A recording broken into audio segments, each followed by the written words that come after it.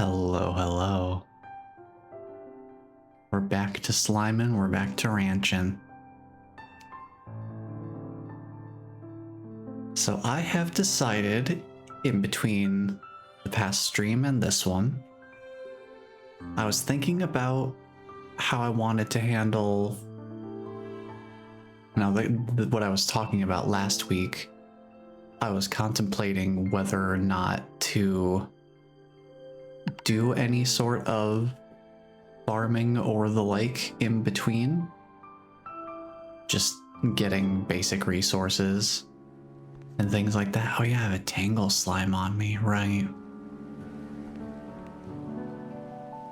I have a solution to this problem.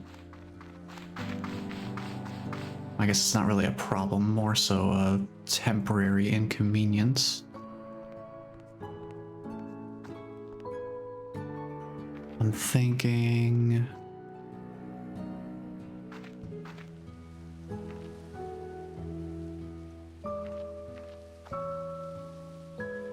I'm trying to think which plot I want to set them up in. I think maybe this one. And that will have to do for now, because I don't really have resources to do much more than that right now. But we can do a little bit of farming here while I discuss things that I was working on and thinking about between last week and this week. So back to what I was saying, I was thinking about whether or not to do any of like this kind of thing in between streams, where I just go through and just sit down, collect resources, and just start stockpiling things. But as I thought about it more, I kind of felt like now that we're actually in the full release of the game, I wanted to have a playthrough of this that was more fully comprehensive and entirely documented, so that it's a little bit easier for people to track what it actually takes to get certain amounts of progress sometimes. Because if I do resource grinding off stream, then it becomes a little bit more difficult for people to really get a true sense of how much time can potentially go into the process to unlock or acquire different things.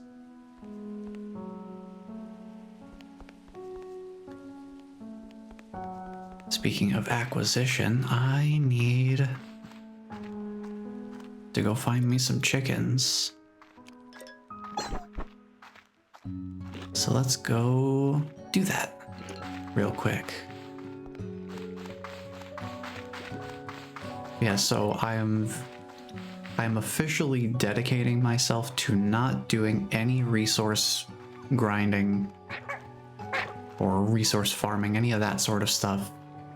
I'm not doing any of that in between streams. Whenever I play this game, it's going to be on stream unless it's a completely separate save file, and likely only for testing purposes.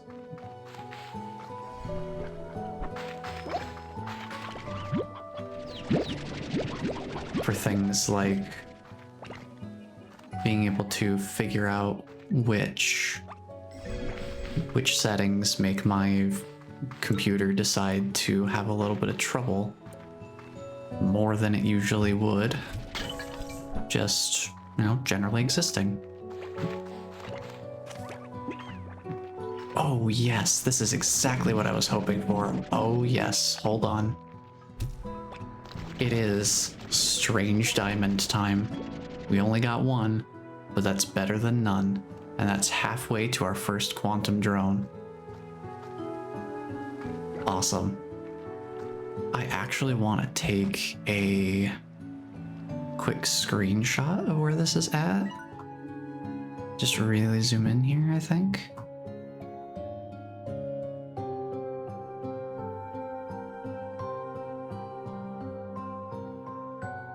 Because I want to probably use this spot for my first quantum drone, and when we get quantum drones, I'll explain a little more of why that's the case.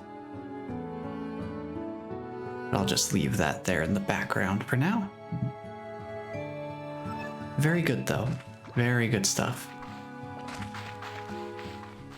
We just need one more of those. Oh no, the tar!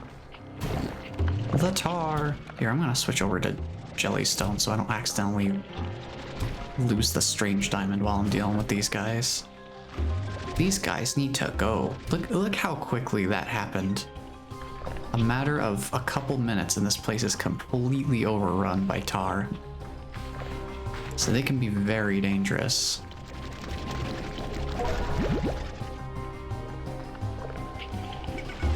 Leave him alone, you big bully.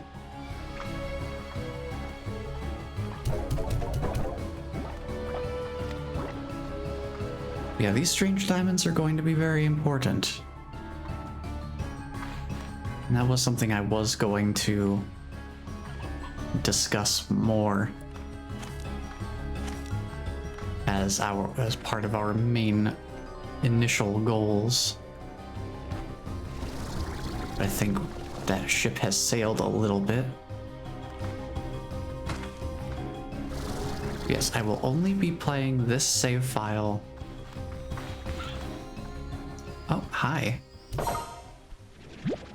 Caught me off guard there. I wasn't sure what I was seeing at first. The color palette is so heavily shifted at night. But we got another gold plort. That's pretty nice.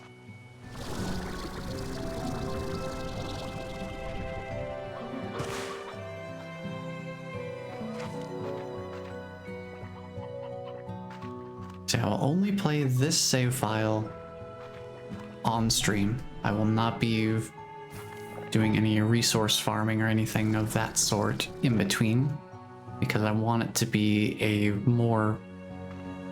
a comprehensive and representative documented playthrough, so that it's easier to get a sense of the time scale from start to finish. Just taking a quick little screenshot here for, which one is this? Let me pull up my funny little picture album here. Full release treasure pod screenshots. This is Rainbow Fields 5. So I did go back and start marking up my own treasure pod map. Just overlaying some simple markers over the in-game map. I prefer to do it that way rather than using an interactive map online as sort of a mark off the ones I've already found kind of thing, because there's a lot greater risk of me seeing where other treasure pods are located if they're close enough to the one I found, which oftentimes is the case, especially because sometimes the treasure pods, horizontally speaking, overlap each other semi-often. Let me just save this real quick. Under treasure pod screenshots, Rainbow Fields 5. But so I got everything marked for the areas that we've been to so far. And I figure I'll just update that after each stream. No need to go and mark the map I need to be going and marking the map manually during the stream itself, because we're not at the point where I'm really trying super hard to find the last remaining outlier. We'll probably have a moment like that at a later point. But for now, just keep things simple. So we have this treasure pod here. Overjoyed statue. Nice. Nice little bit of decoration. I'm not going to be going too far this way because we'll be doing that in a little bit. Because that leads to the other area that's directly connected to the rainbow field here that we need to go to for resources that we need for the quantum drone, among other things. Just bank that strange diamond real quick. We've got some more treasure pods here, so let's do another screenshot.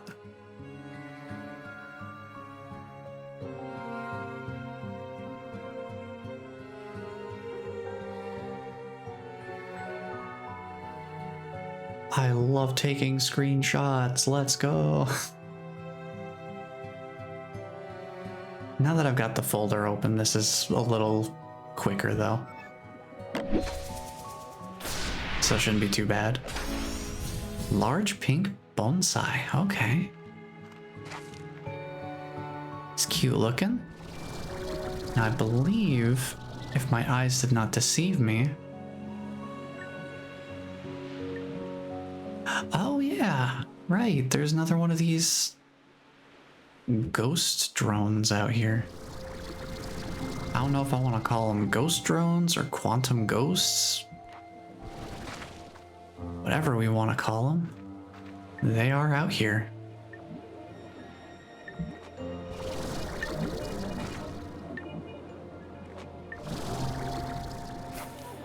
And they are flying around. Let me track this guy so I can get another one of these here. I am keeping track of where I find these guys as well. Ghostly drone. Okay. I'll try to remember that because these guys are very new. I don't have the name memorized. Ghostly drone. Got it. Now I do have a separate map where I'm keeping track of where I find the ghostly drones, because those guys are also incredibly useful. So I'm just going to real quick mark that. Let's see, where is this on the map? Right there, okay. Just plop down a marker there. Perfect, okay.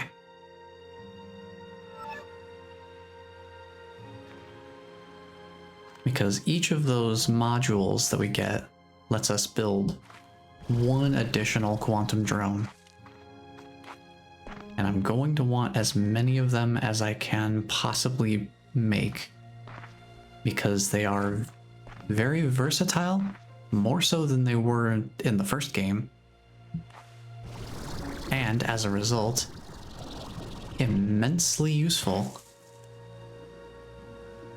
in a way that's kind of unprecedented.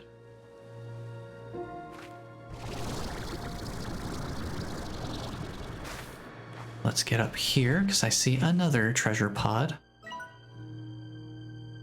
I'll make sure to be fully zoomed in and we'll get another screenshot.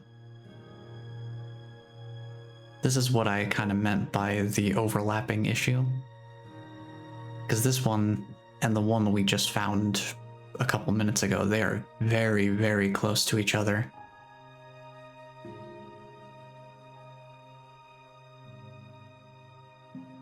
And the way that I did this before was not very clean. I think I was using paint before. Number 1 slime stage. Awesome.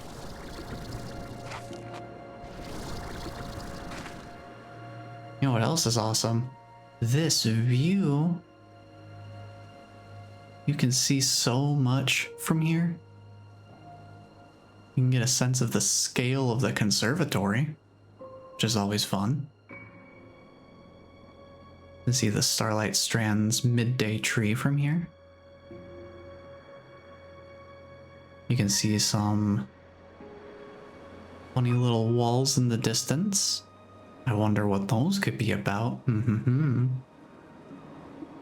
can see the next area we're going to go to after the Starlight Strand is over that way. You can see the volcano from here. And then this funky looking little area. I don't know if we'll end up getting there today. Probably not. Not unless I specifically went out of my way to kind of fast track getting there. But since I'm not going to go out of my way to do that, we'll just have to see. Where else was there a cave? Because strange diamonds, they show up in caves. So going into all of these little nooks and crannies is a good way to try to look for them.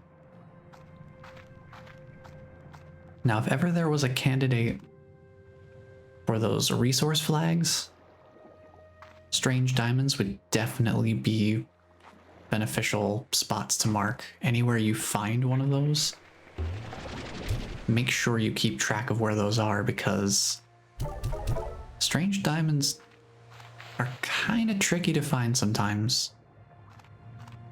We're kind of lucky we even found the one just sort of hanging out in a place we had already been and was super easily accessible. Let's see, I wanted to go back to the ranch.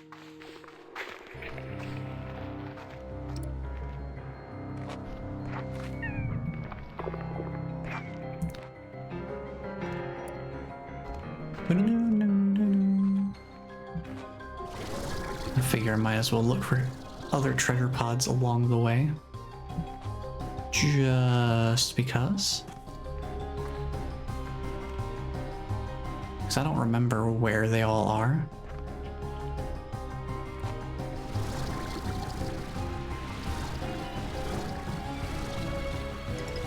So I might as well keep an eye out for them while I'm moving around.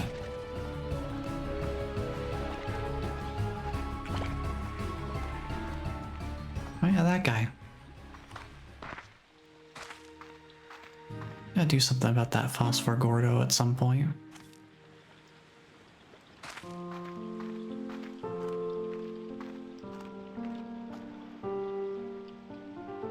Hey buddy, how's it going? Here. Let me get you off of the edge there. You're not teetering on the precipice.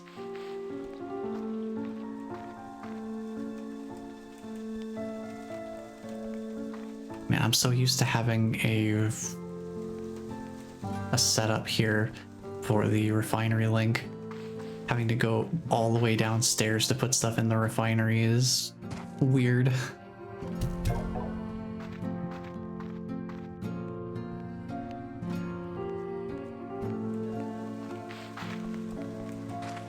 I'm just gonna go store this real quick. And then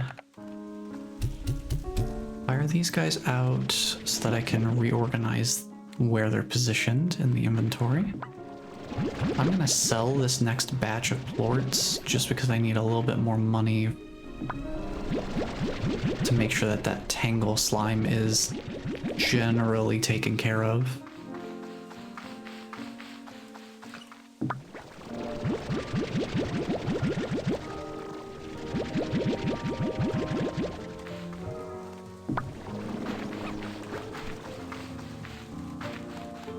And let me sell this next batch here. Because I need every storage spot that I can free up right now in my backpack.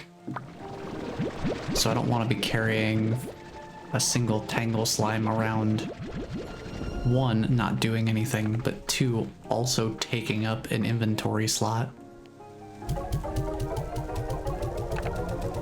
that could be put to very good use for a completely different purpose.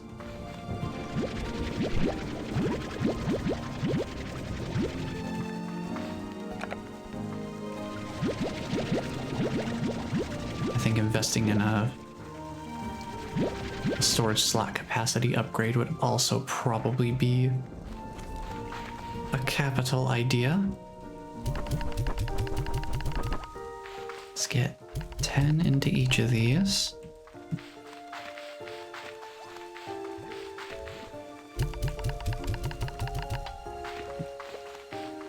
Let me grab what's left here.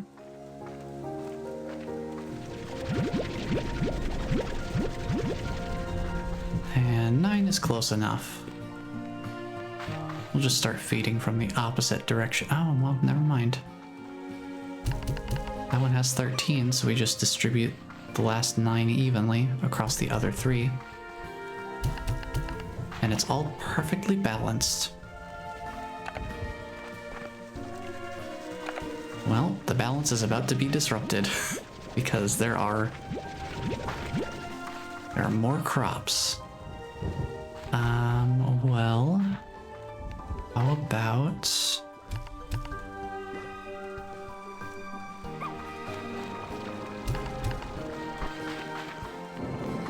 We'll just do 2 for each, and then we'll do 1 here, because this is the closest to a garden. It'd be easiest to start from there again.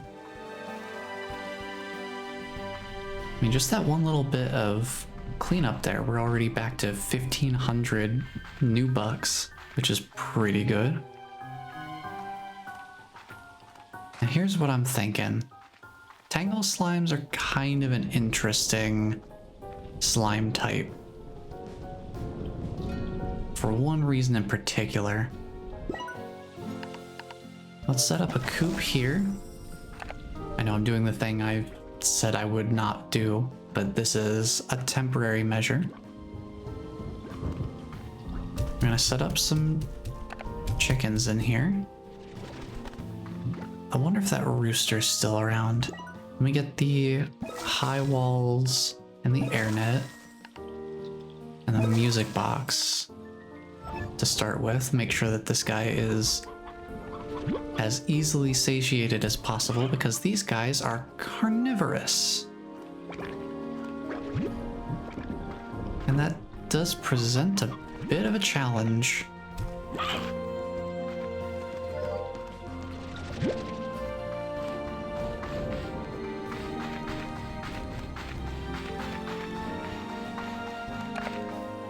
But I'm gonna deposit these plorts in the refinery because we do not have any. And with these weather-based slimes, I want to make sure that I'm stocking up on them early. Because they're not a type of slime that I can just go out and get more of. And I'm not in the market for doing a ton of ranching at the moment. I'm not ready to expand the ranch into a super huge operation.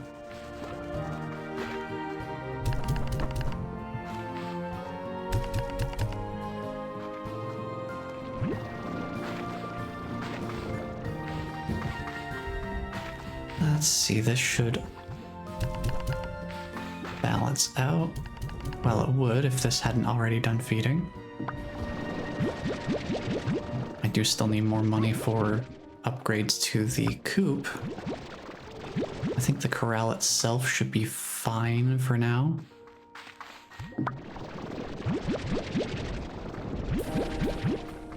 I want to see if that rooster is still around, the one that I saved earlier. You are. Very nice. Because I want to get those chickens set up. so we can keep the Tangle slime fed.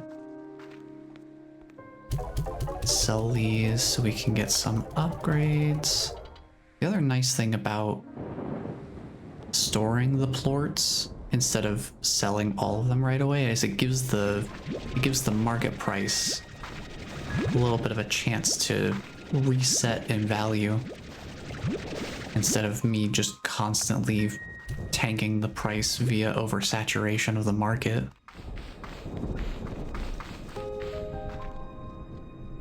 Let's see, so we got 18 in these.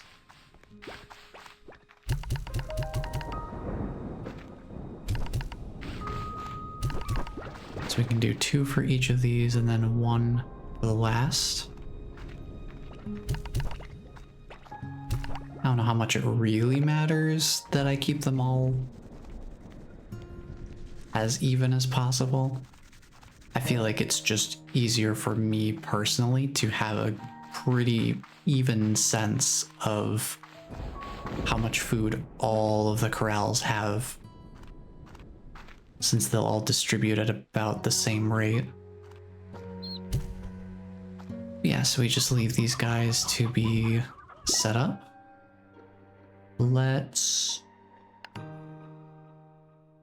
Chickens will grow twice as fast, so they'll produce eggs twice as fast. I want more. We want more chickens, not necessarily faster chickens yet. I'm not going to worry about the high walls because it might actually be to my benefit, especially with the strategy I have in mind, to just leave the wall kind of low and not really try super hard to keep them contained. If you've ever ranched Tangle slimes before, you might have an idea of what sort of strategy I'm going for. But I think that should be enough for now to keep it generally sustained.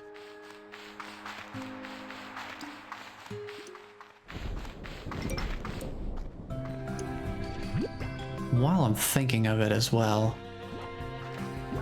that brings me to something else I was thinking about / working on in between streams.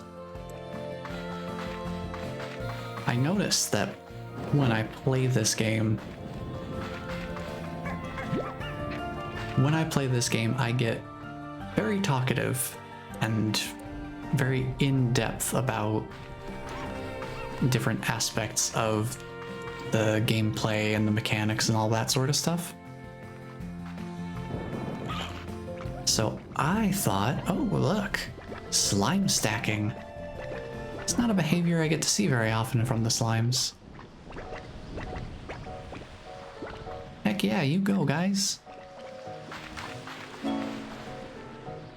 Oh, lightning strike when nature means business.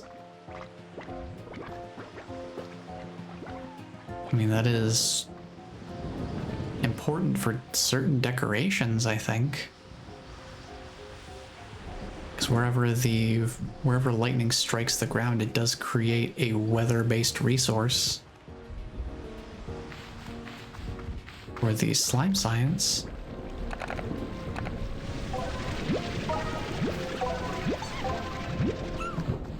I'll deposit these real quick.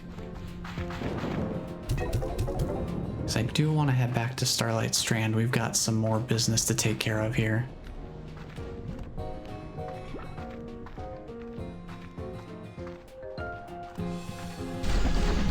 Yeah, so one of the things that I was working on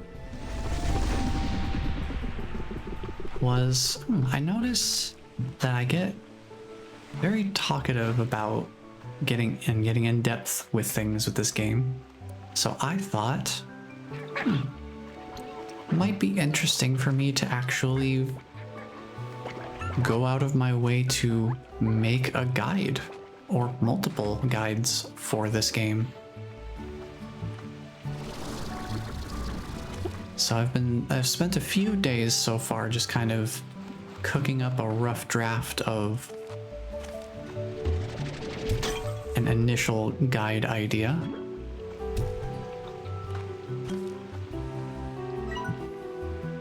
won't divulge at this exact moment what I'm looking into.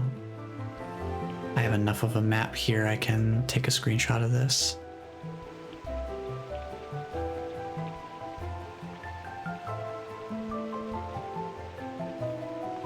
Yeah, I'm gonna work on making some guides for this game, because it seems like there aren't too many out there right now, and I feel like I've got to be on the right track with something if I feel as excited to do a bunch of, you know, script writing, which is not something that I usually do with my spare time.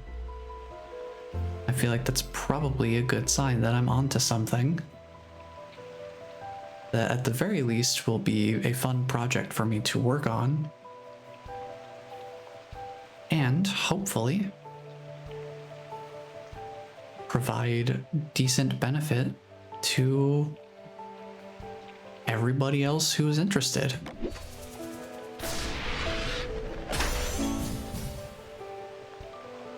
Ooh, Violet Warp Depot. Okay, that's cool. It's pretty nice. This area up here. This area up here has a reputation. At least for me it does. So this little area up here.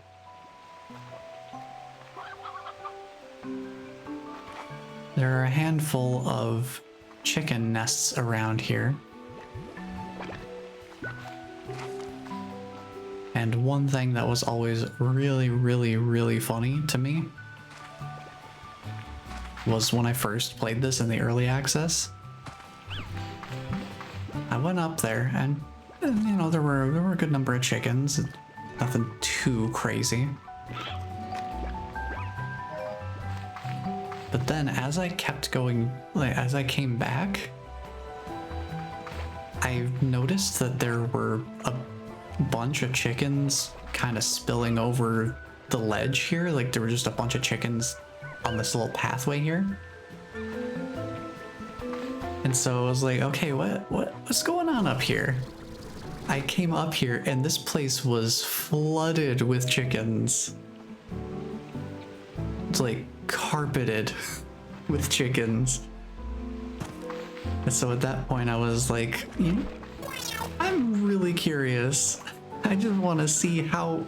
I left it as kind of a living experiment of sorts. And boy, it really just kept... It kept being covered in chickens. It was really fun. I don't know if they've fixed the chicken rates though, because that was something that was difficult in early access. Several people had issues with chickens kind of propagating entirely out of control.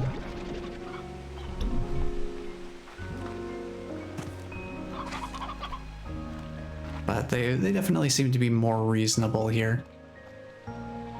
I think that spot in particular was the only time I ever really had anything resembling a chicken apocalypse. But thankfully it was out in the wild, so they had plenty of space to exist and not be a general problem, which was pretty neat. So I just got to be an observer to an interesting phenomenon rather than a victim of a targeted attack of the poultry kind. But hello, Bless. Welcome on in. I see you there. I just wanted to make sure I didn't lose my train of thought yet again while I was in the middle of describing the experiment. But very glad you could come in and join. It is nice to see you. I was like, oh, the first Slime Rancher stream back. I was like, oh. Man, I hope Bless enjoys the archive. So it's like, it just doesn't feel the same. It doesn't feel the same without you being here to witness everything happening. Because you and I, we have a bit of a history with this game, you could say.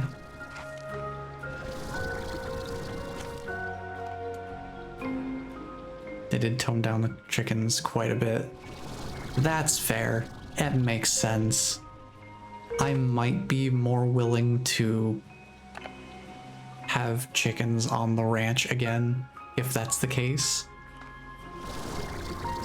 But that was one of the main reasons I was considering not having chickens on the ranch at all this time around. I'm definitely still planning to have for them to be a reduced presence,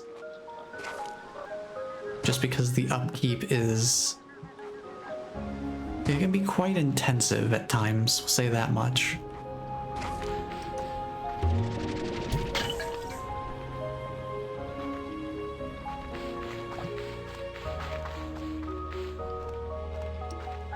Been so busy most weekends, missing all your streams. And well, that is exactly why I have the archives, because if there's ever a time where people are not able to make it in, at the very least there is a place to be able to keep track of what's been going on, if nothing else.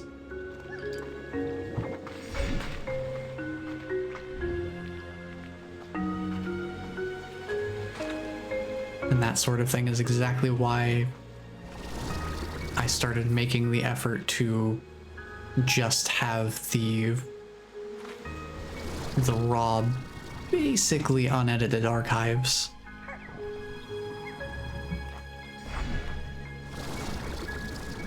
Because you never know. Now this guy here, this guy is a tricky boy because he's a flutter gordo. Can only be fed with nectar, so you're gonna have to be getting a lot of nectar. Which, as we discussed previously, is not a super easy endeavor. I think I'll get rid of these pink plorts, because I want to get the wild honey. We need this for quantum drones, so it is more important to me.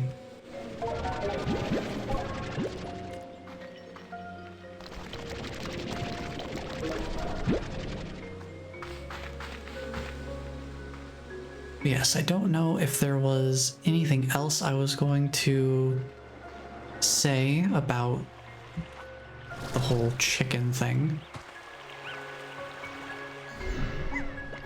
Cotton ringtails look kind of interesting. Look at these guys. Very fun. Oh, more honey. Let's go get that. Yeah, the main thing I wanted to do, starting off at least, was get more wild honey so we can build quantum drones. I think we should have enough now to be able to make our first one.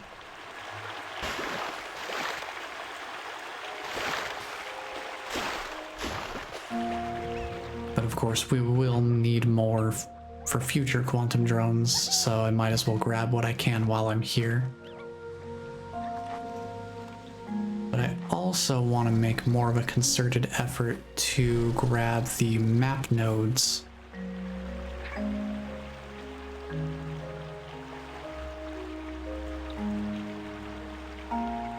So that when I'm actually taking screenshots and things like that for treasure pod locations, I can actually see where the location is on the map to some extent, and not having to triangulate based off of what few pieces of the world I'm able to see at the edges of the fog.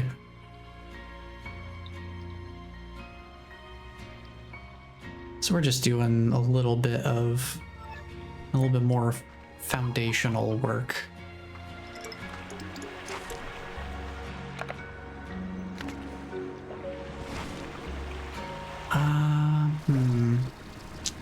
Trying to think what I want to do about nectar. I think I want to pick up nectar. Get the moon dew nectar. I'm not going to be going out of my way for treasure pods, so I'm not going to be getting into too many of the little corners and crevices of the world too much here. I mainly want to be trying to get the surface level stuff handled first before we start getting into every single little spot. And that is also largely because I don't have very many inventory slots to carry a bunch of different things. So I have to be a lot more picky with what I actually decide to carry with me.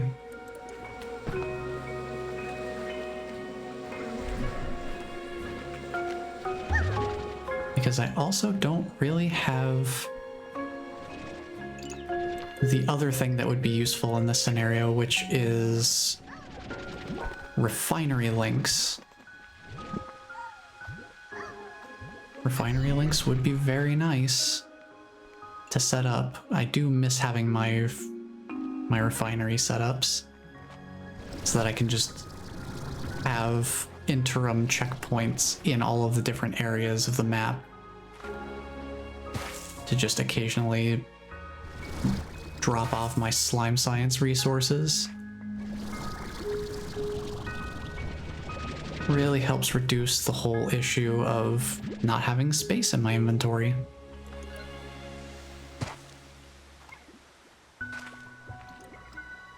But it is what it is. My daughter's ranch had become quite overrun with chickens. It was hilarious. After the patch, she was disappointed. Yeah, they really got out of hand. But at least it was entertaining. This isn't the kind of game where most of the time that sort of thing is really a super serious issue. Because I would argue that this isn't a super serious game.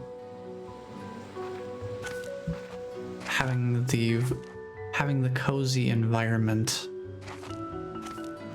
really helps things like that not feel quite as potentially devastating if undesirable things happen along the way.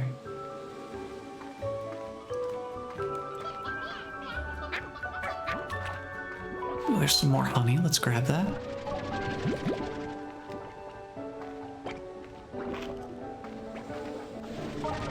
Yeah, I think at this point, probably most of the nectar. Ooh, hey. Let me grab this funny little guy. Let me just mark that on my map here real quick. Let's see, zoom out to Starlight Strand.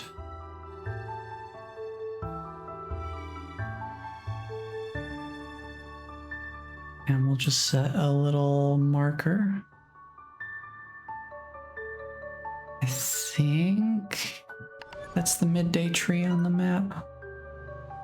Yeah, that's the spot. It basically occupies the same area as a treasure pod that is at the base of this tree, which is why I have a separate map specifically for the ghostly drones, so that I don't have too many different markings overlapping, because this treasure pod is literally right here. Mere feet away from where we just found the ghostly drone.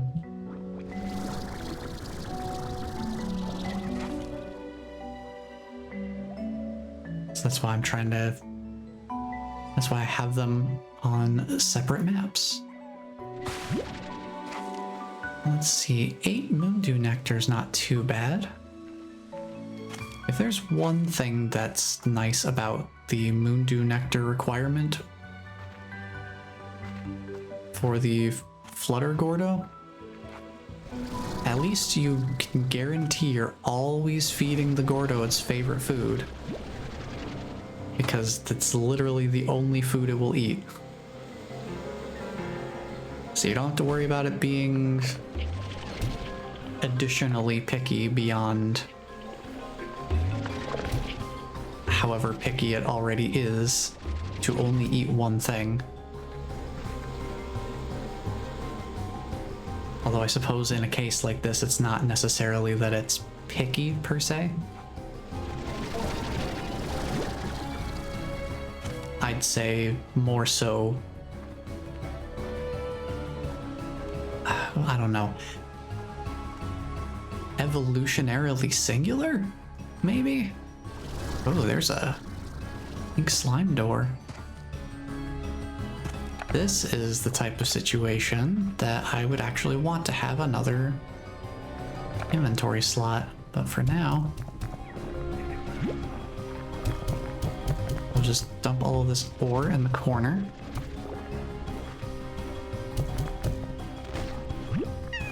We can handle that. Get these guys out of here. Stop being rude. Hey, you, quit it. You, quit it. You, quit it.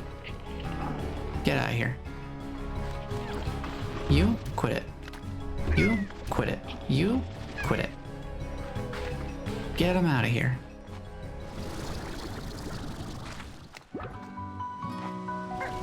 This game is so incredibly beautiful. It is. And I wish I had the time this past week to go through and figure out which settings were potentially causing the issue with my model running at a super low frame rate. Because like the art direction is definitely carrying super hard right now, because I have to have everything set to the lowest graphics settings right now. The game itself ran fine with the higher settings, I just want to clarify. It is only my VTuber model that I noticed an issue with personally. So take that for what you will. That is the only issue I had with it when I was doing my initial setup of getting the game capture going and all of that.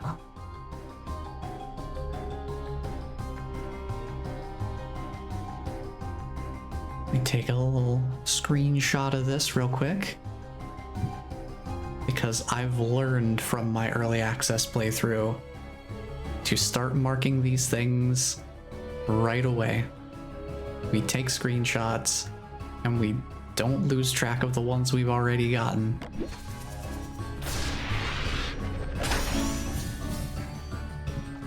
Even if their contents are relatively inconsequential to progression. Ooh, no, that was an expired nectar. Darn. Oh well. At least we got another floor door opened. That's always nice to have squared away. Oh.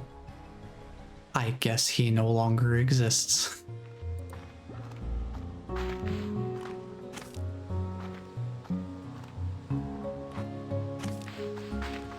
Also, I love my children are evolutionarily singular. I get you, I get you.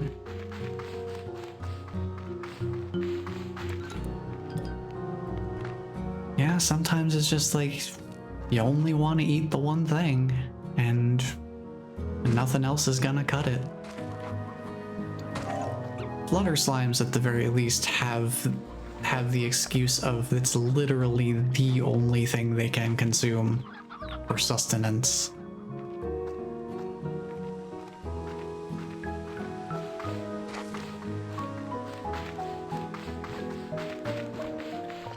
Boy, these guys are really bad. I don't remember them being this prevalent in my early access playthrough. I wonder if... I can't imagine that they would have turned them up, would they? I don't know. I mean, maybe? I have no idea. Would be nice to get the hunter plorts. I can get them on the return trip. Just to open a couple more doors. At least one that I can think of right off the top of my head. Let me go offload this Moondew Nectar. That'll free up a slot for me to do things with.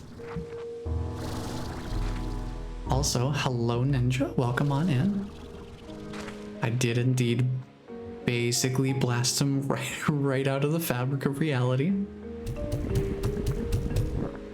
There you go, buddy. I'll get you some more next time.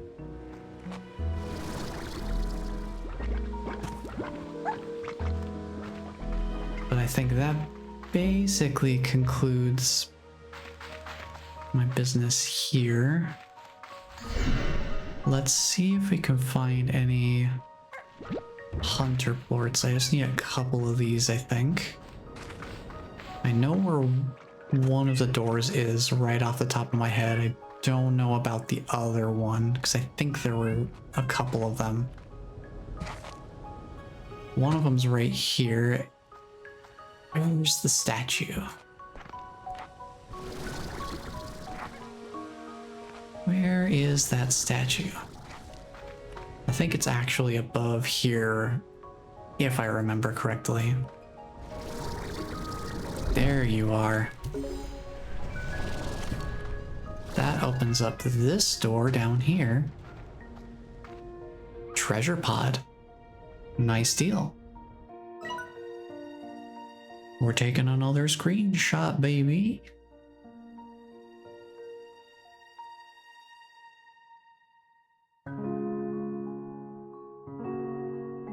Gotta snap these pics real quick.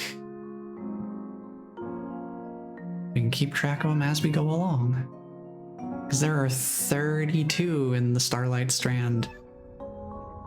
32 of them, and we have found 6. Ooh, Novice Gordo Snare. Nice. That could come in handy, potentially.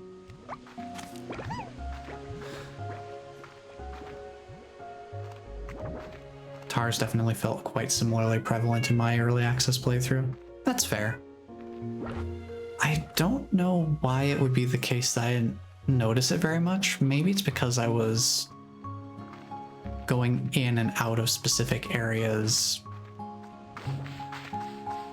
with a very single track focus. I wasn't running back and looping through areas multiple times. Maybe that's what it is. Looping back through, I'm seeing a lot more because it's giving the world a chance to do things, and then I'm seeing the consequence of it having that time to do things.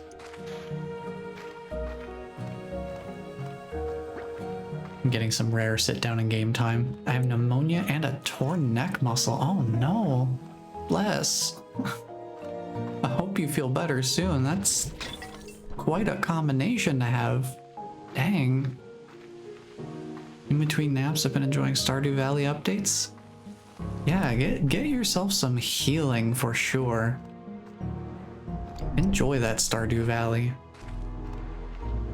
I cannot really imagine much better things to do when feeling sick than having a cozy game to kind of help take the edge off of pneumonia and a torn neck muscle. Dang.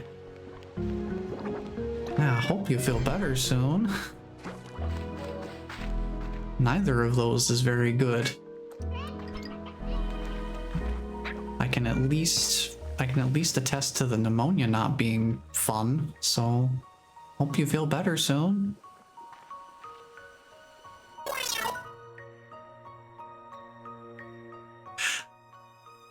I have to say, I'm sorry to like to whiplash on the emotions here.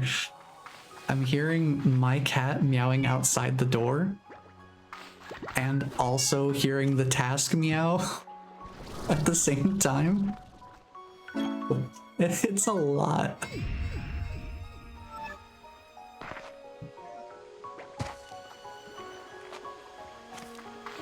Oh no. Now you probably can't hear them over the mic or anything like that, but it's just so surreal. It used to just be task meows, but now I've got real life meows too. Oh, you can hear them. Oh, cool. I'm trying to communicate with them. They definitely can't hear. They can't hear my audio. But that is cool that you guys can hear. You can hear them. Because I'm definitely not trying to run a 100% soundproof setup where it's like no outer life sounds are allowed to pass through this microphone at all. I think it makes it kind of fun. Notorious for screaming outside Jay's game room. Yeah, I wish I could have them in here more frequently, but they like to climb the closet shelves.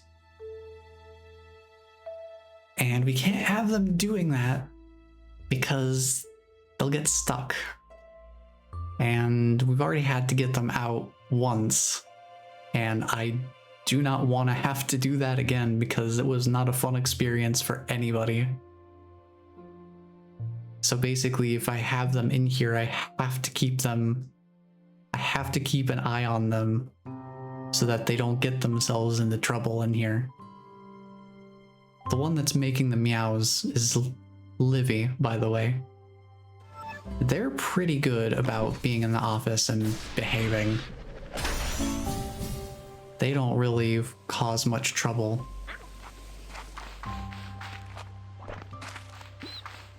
Goose is the one that I'm worried about a little bit more because they don't tend to settle in.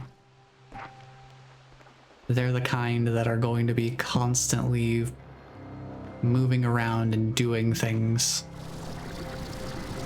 And they're more likely to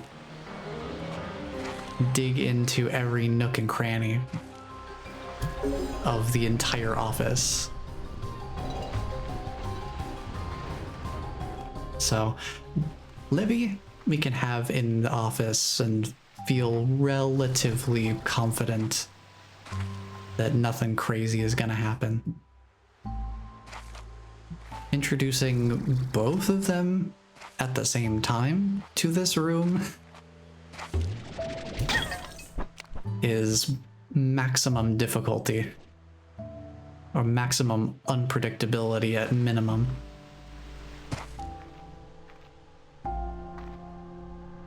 Okay, so we got some good stuff here. Alright, so kittens have grown so much, I'm trying to convince myself they're happier outside and not here cuddling with me.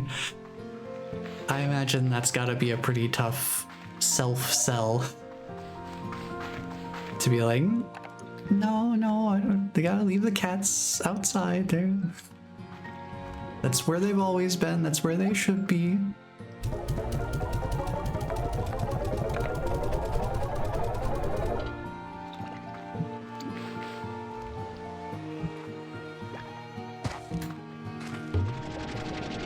Yeah, I definitely would not want these guys being outside.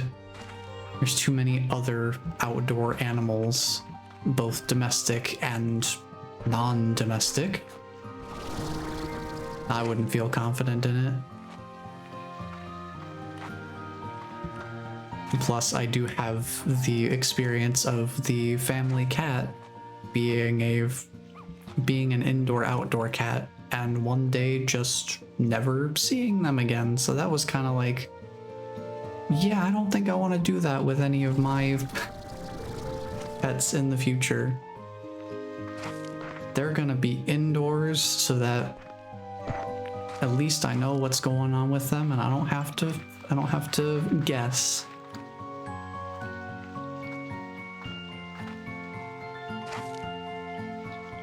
But they're pretty happy here.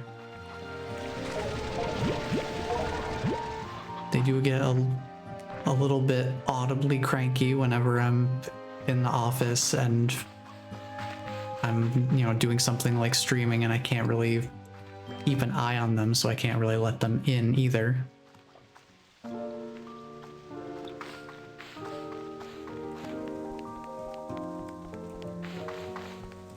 But everybody gets along pretty well. Oh, what am I doing? I need to put this in a refinery.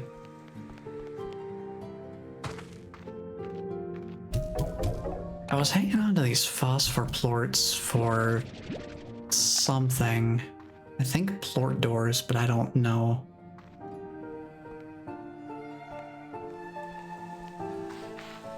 I don't know if I want to keep them this long. I can always get more. Oh, you know what I could do, actually? An idea just came to mind. Let me get some food distributed here, though. I enjoy kitty meows and your fiance's occasional laughs and shenanigans. I appreciate it. I definitely... I don't try to, you know...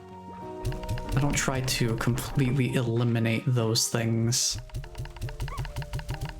Or be super hard on things like, oh, we can't be making any noise while I'm streaming. It's just like, life is happening. And that's just part of the deal. That's part of being alive, is that life is happening at all times. You can't always control every facet of it, nor should you. And sometimes it makes things a little more interesting.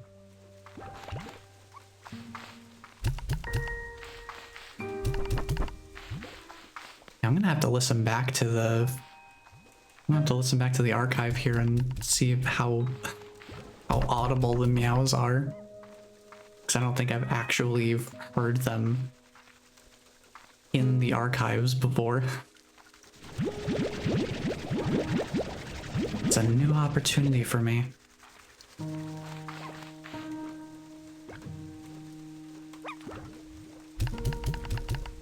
Let's see, 20. I want to get these guys. I know I was doing 5 for each of these. Let me just refill that a little bit. Okay. I do have an idea with these phosphor plorts. So we'll take a little tour over here real quick.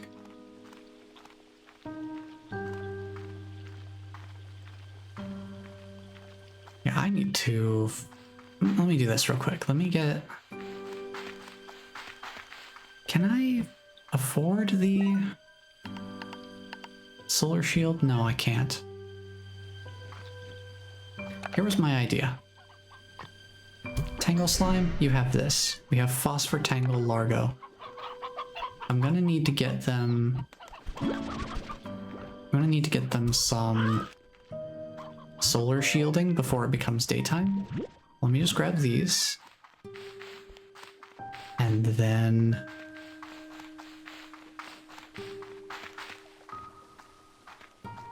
I'm gonna put these plorts in the refinery. I'm gonna do a quick selling round. And then get that solar shield. And that way I can get more phosphor plorts whenever I want to. Just by having that guy back there. Okay, real quick. Before I do the selling round, I want to catch up on the chat because I have not been... I've been doing a lot. I want to go back and actually read these messages here.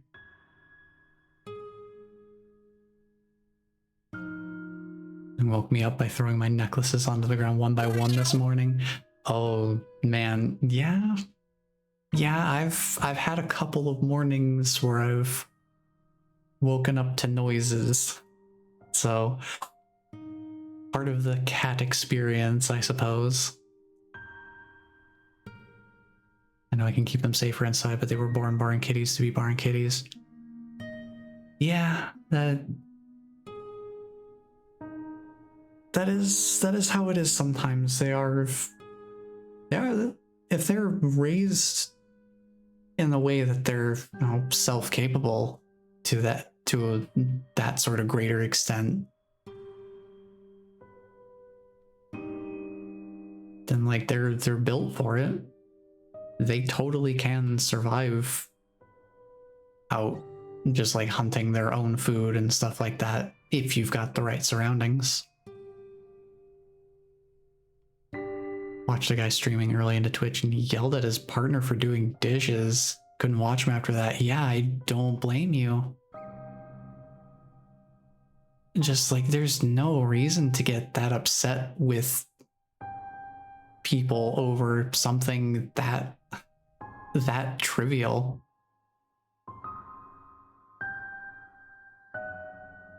Yeah, I don't blame you. I don't blame you for not sticking around for something like that. I don't think I would either. Meows are not loud and could definitely be misinterpreted for game noise. Oh yeah, it's, you know, it's just, you know, the ghost of a tabby slime somewhere just kind of following me around, making meowing sounds. Something like that.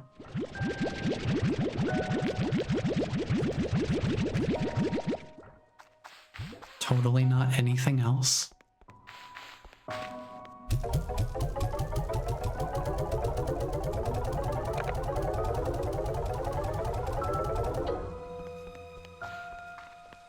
Okay, I think... Yeah, I do need to keep doing more of the selling round. Because I'm also thinking, yeah, I need the auto plort collector at minimum. In terms of corral upgrades for that tangle slime. Look at these market values. 19 new bucks for a cotton plort? We're going to the moon, maybe? This is the kind of value you can't find anywhere else.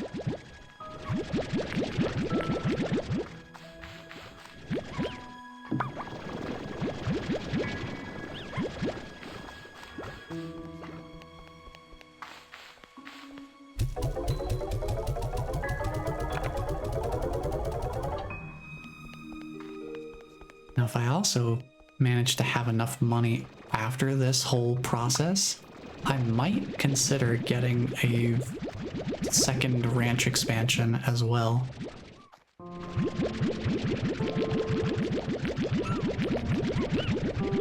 Because I'm curious if any of the other ranch expansions would also have more of those ghostly drones.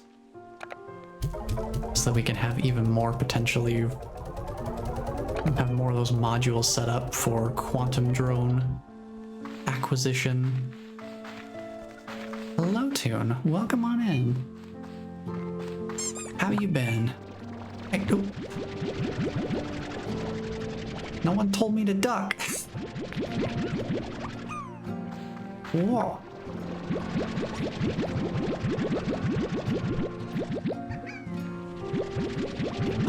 Let me get these sorted out here.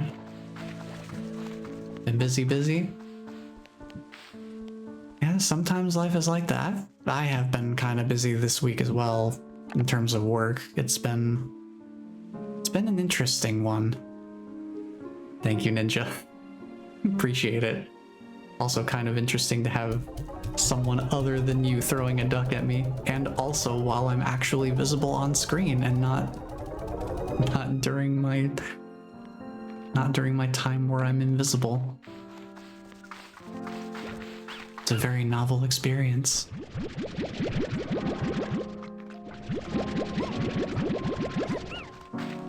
But other than being busy, I've been doing all right. The other big thing besides work has been just writing up that rough draft for the Slime Rancher 2 guide that I briefly mentioned earlier. That's probably going to be one of the big things that I'm consistently chipping away at over time.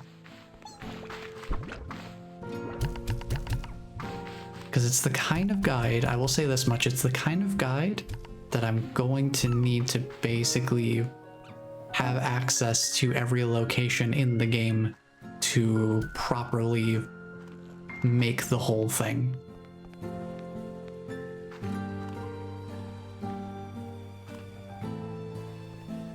I got family in town just ducking in to say hi. Well, I appreciate you coming in. Always good to see you. Hope you and family are having a good time as well. And I just looked at how much money we have now after that selling round. We are flush with cash. It's crazy. The acquisition situation is insane. Let's get that plort collector. And I don't know that we really need an auto feeder because tangle slimes are kind of interesting. Hopefully we get some more roosters in here. Would be helpful. This guy will take care of himself in a way. I only perpetrate waterfowl warfare when I can't see the consequences. Yeah, I guess that makes sense. That would at least explain it. Yeah, let me look at the Tangle Slime here real quick. The Tangle Slime earned its name from the twisting vines that it can produce to grab things in the environment.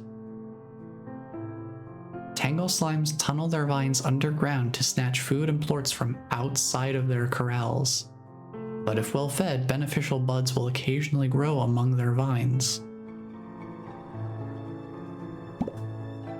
So with the Tangle Slimes, you probably want to make sure that they have a good amount of distance away from other slimes so that they don't snatch one of their plorts, and then you have yourself a whole tar situation. Just for now, I'm gonna toss a handful of fruits in there. Since they have the phosphor slime, they now can also eat fruit. Yeah, the reason I have the coop set up here, I don't know the exact range from which they will grab food resources. I don't know how far they can reach. But the idea is that hopefully the coop is close enough that when they get hungry, they can just grab a chicken from the coop directly. And they just do it that way. That way they don't need an auto feeder because they're basically just feeding themselves. And it's very convenient. And probably the most hands-off one of the more advanced slime types can be.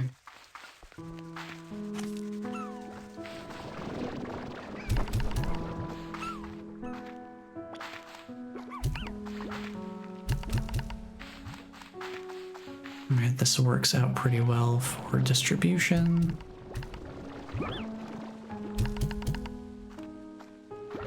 Alright, since we have a good amount of money, I'm gonna store these plorts rather than selling them. Could I could buy one more expansion, I think. I have to double check. I don't remember off the top of my head whether the prices of the expansions increases for each one that you buy. Because starting off, they all cost the same amount, but I don't know if once you've purchased one of them, if the other prices then go up in response to that.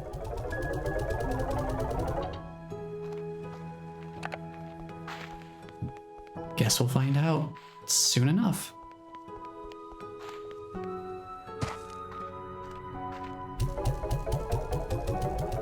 I'm so excited for the guide. I am too. And that's part of why I feel like I'm on to something, at least for a project that I'm gonna enjoy working on. Because it's like I am excited for the guide. Because when I was looking around, at least doing some initial research to try and see what was already out there, I was like, you know, I don't really see a whole ton of Slime Rancher 2 guides out there.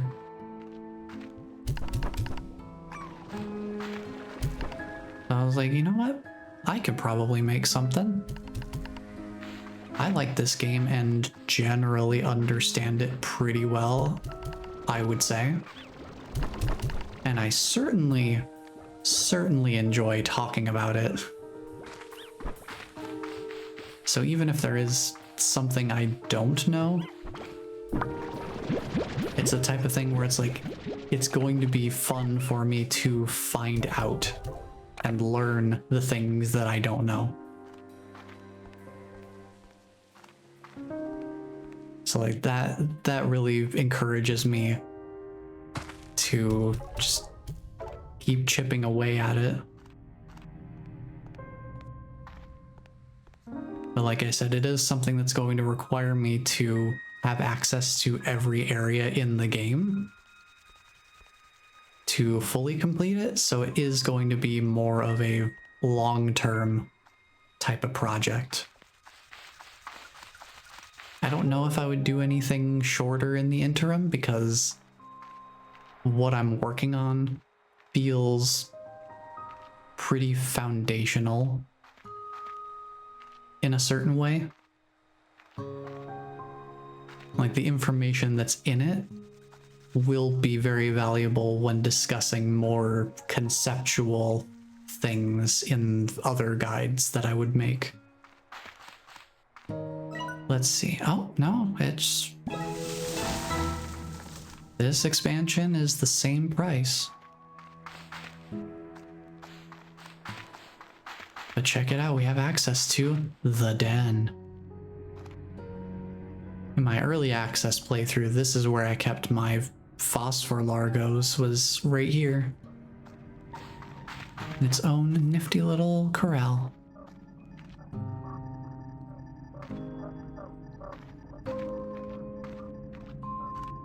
Now, fun thing about these areas, it is possible to see some natural resources like the deep brine and the jellystone just kind of hanging out.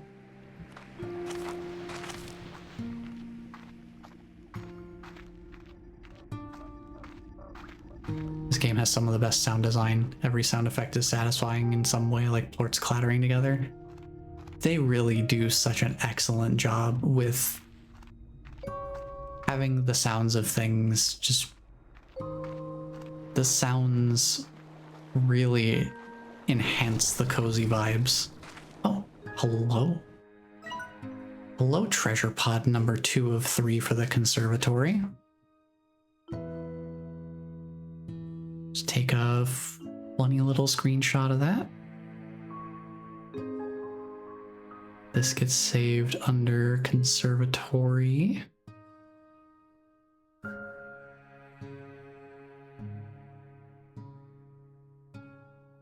Now, as far as a treasure pod map goes, this is just me making one for my own personal use because there are interactive maps out there that are much more flexible and easy to use and versatile and all-encompassing than what I'm making for myself here. So this is mainly just me trying not necessarily spoil myself on locations, because I played through the early access, so I have found pretty much everything. I think the only the absolute end game would have things that I have not located yet.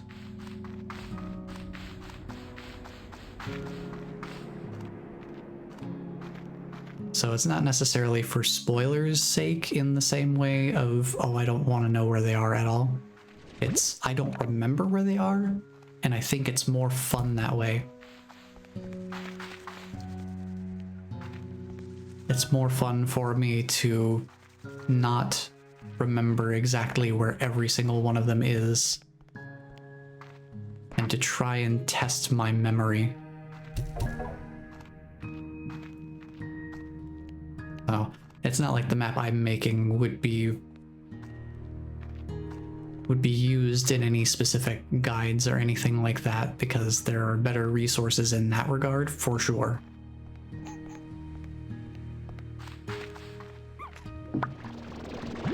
But as far as discussing, you know, game mechanics and some more conceptual ideas, like how to set up a ranch, like what kind of ranch setup you would want to do, things like that feel a little bit more useful for me to be highlighting in some way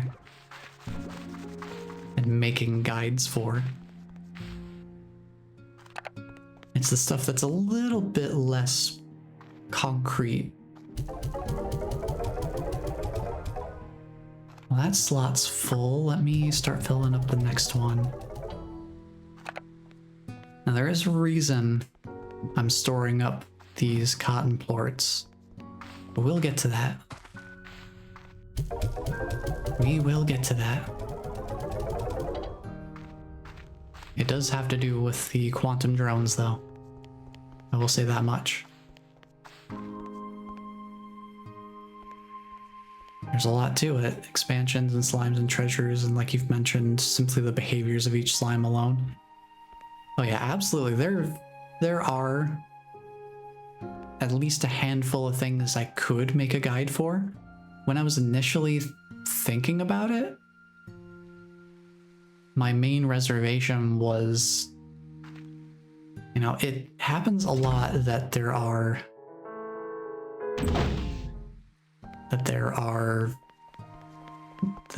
games where people will just go to town and just make all of these guides about every single little facet of the game, just so that they can release an avalanche of content and just kind of corner the market on it in a certain way.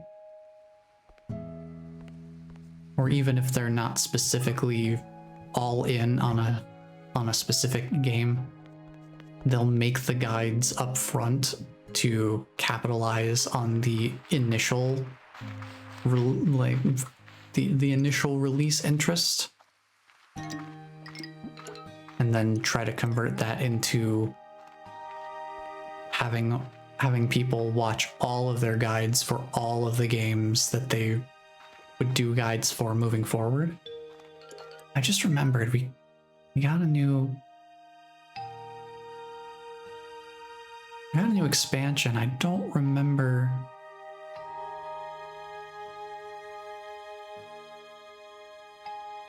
I don't think we got a ghostly drone from this one.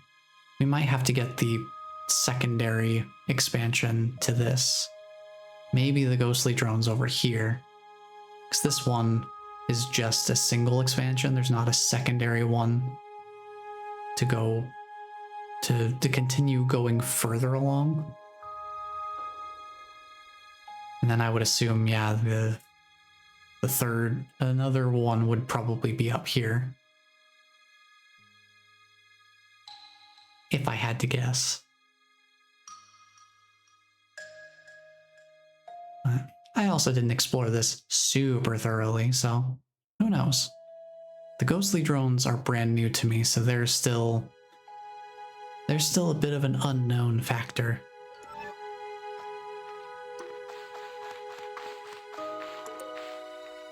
Yes, we've gotten to explore the Starlight Strand a fair bit. We got the wild honey that we need from it. So resource-wise, I think we're pretty well set. Oh, hello. Nice. Another golden slime. I'm getting pretty lucky with these things. I don't remember seeing these nearly this often when I was playing in early access. Hello, pink slime. How's it going, buddy? Got a little bit of food for you. Not enough to completely fill you up, but it's a step in the right direction.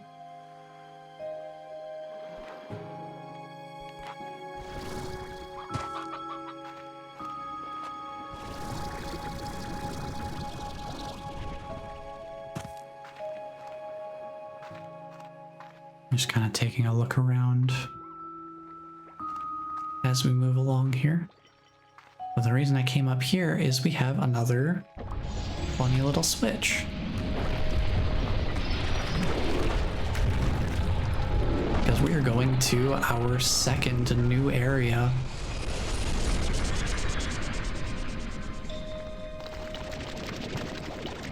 So we've got another resource that we need for the quantum drones that we can only acquire from this area that we're about to head to.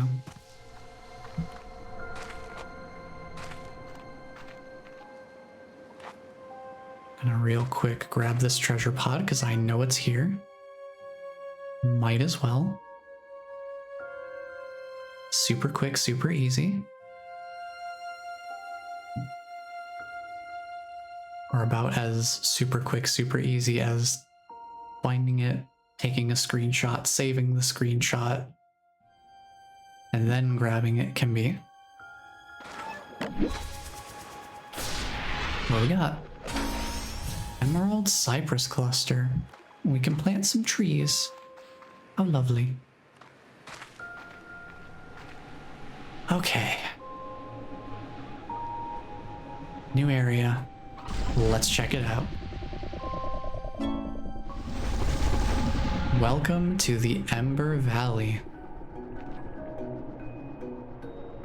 This is where that volcano we spotted earlier resides.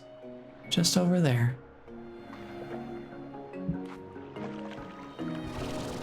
And we've got a whole 33 more treasure pods to find in this area alone. So there's certainly a lot to locate here.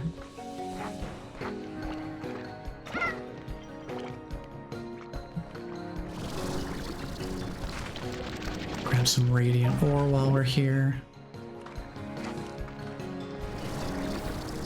I don't remember what we need back here, but there is a plort door here. Baddie slime, right. That does line up with what my brain was thinking. You could probably knock that out real quick. I do think I know where to go to get one real quick. But we also have... Get rid of the jellystone, we don't need that. We don't need that right now, I should say. We have odd onions. These are a little bit tricky in terms of getting a consistent supply of them. Ooh. Excuse me. Sometimes that happens. Usually not during streams. But it does happen.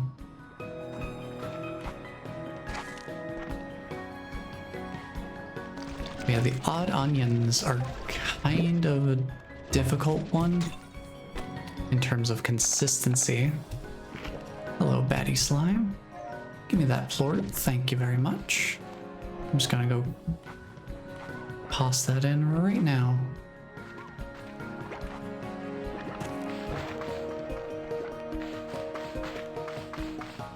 But the odd onion, you may have noticed it was in a patch. It was sharing that patch with some carrots. It does not grow on its own. It grows alongside carrots. So if you plant an odd onion in a garden, if I remember correctly, I'm pretty sure it grows both odd onions and carrots. I don't know off the top of my head if the amount of odd onions and the amount of carrots is consistent for every crop yield.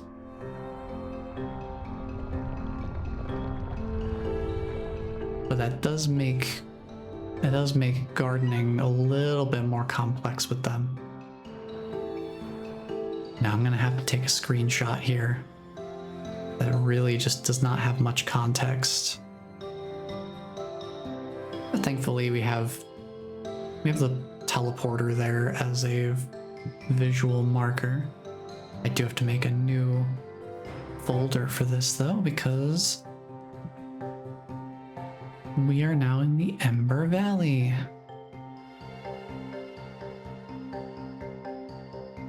So this is Ember Valley 1.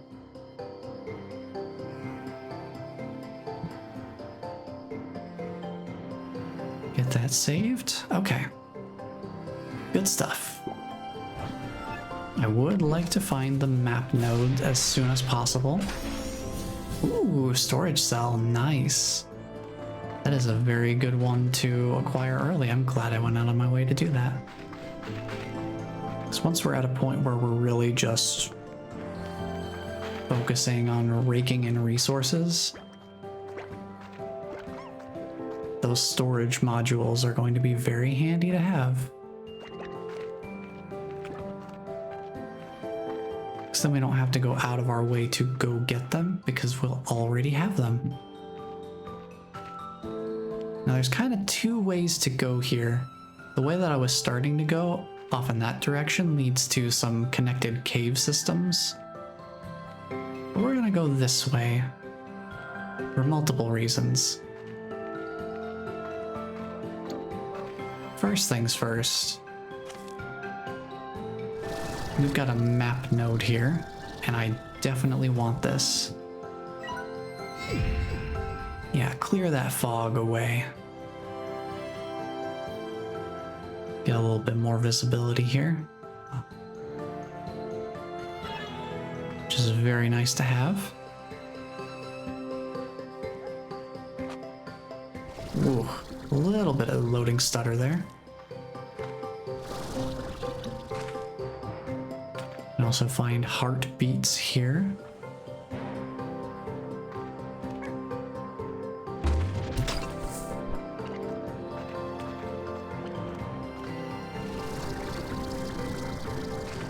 And there should be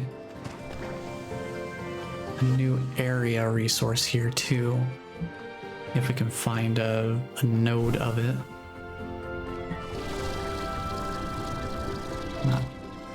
Not seeing any of it right away.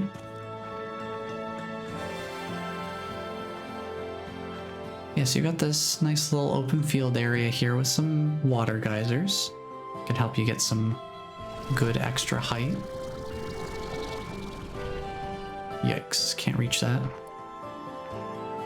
Thankfully, Beatrix has evolved to have the same capabilities as the portal longfall boots. So no fall damage. Very cozy.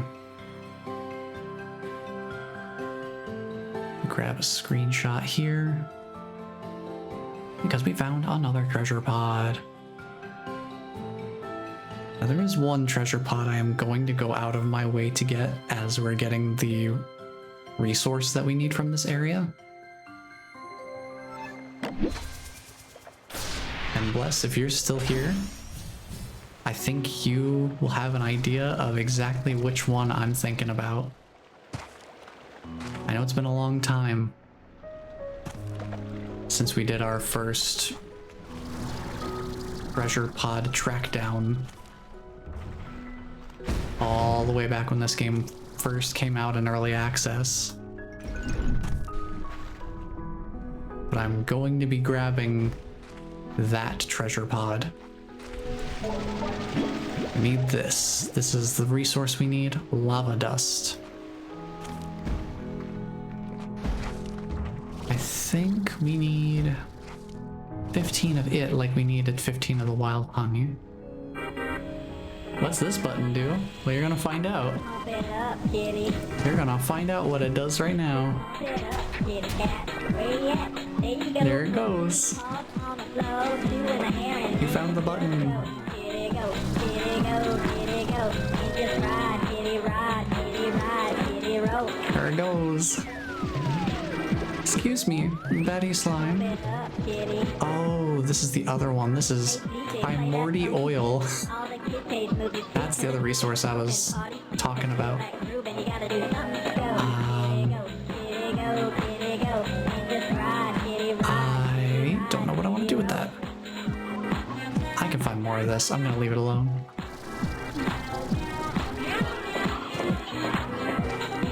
Is it really going? Look at him go. Look at him go. Go, kitty, go. Kitty, go. Kitty, go. Just ride, kitty ride, kitty ride, kitty roll. Go, kitty go, just go, kitty go, just go, and go, just go. Oh, I love that video. It's a very fun one. Okay, so for some context, back when I first started playing this game, when it was initially released in its early access form, there was a point where the only thing left for me to do was to track down all of the currently existing treasure pods that were in the game at the time. They didn't have all of them in the game all at once because they also added new areas and stuff later on. But there was one final treasure pod in the Ember Valley and I could not find it for the life of me. And at some point, I don't remember what exactly inspired me to check up on this ledge here. But I was just completely out of ideas as to where I could even look. And there's a secret room back here.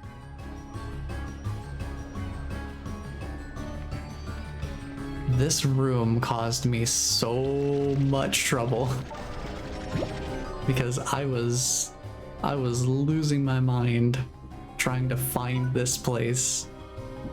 I don't even have the map node for it. I know where it is. I saw it in the distance. I'm gonna have to take a wide angle screenshot here so I have some triangulation context for this. But I wanted to go over here and grab this treasure pod early. And just because this one in particular has earned notoriety in my personal books.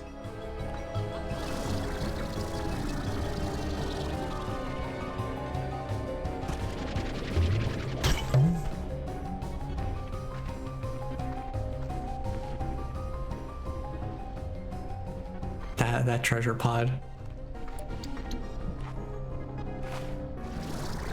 It's possibly the one treasure pod I remember the clearest because of how much grief it gave me way back when. But we've got it. We've got it now. I'm trying to think. I don't know if there's any other treasure pod that has quite the same reputation for me as that one does. Because it's so innocuous, you wouldn't even see, you can't even see from here that there's anything different about those vines. Here, hold on, I need to take another screenshot. Because there's another treasure pod here. Give me a second. I'm being very thorough with my documentation here so that I don't encounter the other issue that I had when I first started doing the treasure pod trackdowns, which was I had grabbed some of them along the way, just playing through the first time, but I had neglected to mark them in any sort of way on any sort of mapping. so I had to go back and find the ones I had already found so that I could then say, okay, here are the ones that I already found. Here's where they are. And then I could start looking for other ones that I hadn't already located. Yeah, look at that. Look at that. You can only tell from the other side that there's basically anything unless you kind of see the vague archway implication here in the structure of it. It's very well hidden. That's quite possibly one of the most well hidden treasure pods in the whole game. I will go that far as to say that might be one of the most hidden in the whole game.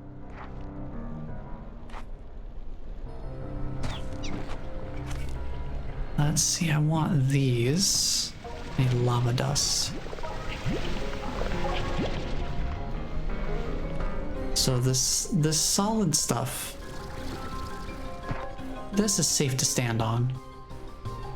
Don't go swimming in the lava though. It's not great for your health, quite literally.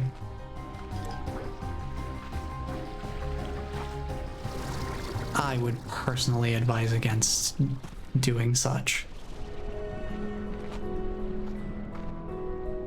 So yeah, this little area was something that got added pretty late into the early access. This whole area was not here originally.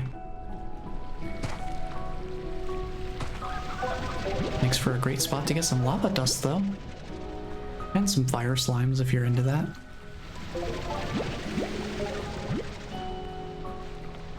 Fire slimes are kind of similar to the puddle slimes for the most part. Their feeding process is a touch more involved though. Puddle slimes, you just need a space that has water that they can sit in, and that's basically all you need to do is just let them sit in the water. The fire slimes, you have to give them, you do have to give them sustenance, but the way you give them the sustenance, they basically consume it the same way as puddle slimes.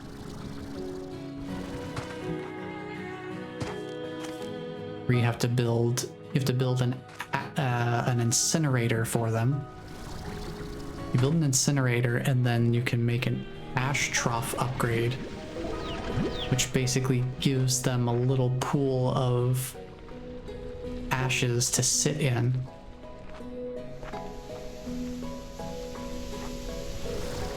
And they consume that and turn that into plorts somehow. I'm not gonna say that I know how, but that's what they do.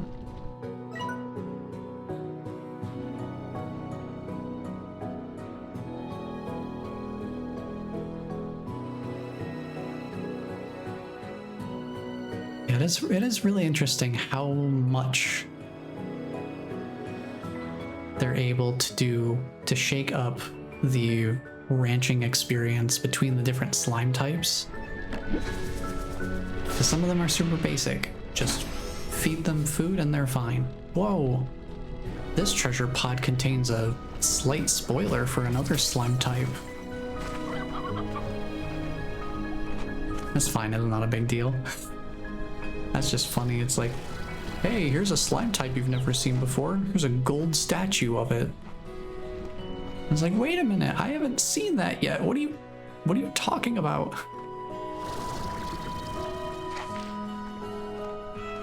I suppose it's technically possible for you to have seen it before reaching this point, but it's reliant on the weather system, so the chances of it are questionable. Really just depends on what kind of weather RNG you end up getting. Boy, I'm racking up these screenshots here.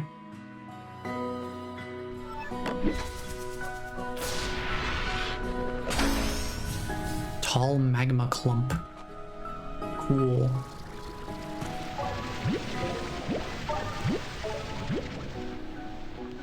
Just getting a good amount of this. Oh, there's a lot of lava dust around here. This is gonna just about fill up my inventory. And a funny little prickle pear. I think that's the favored of... Who does favor these? Because I think the pomegranate is the preferred fruit for the baddie slimes. Who is the prickle pear for?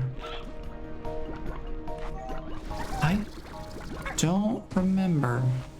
I don't remember whose preference the prickle pear is for.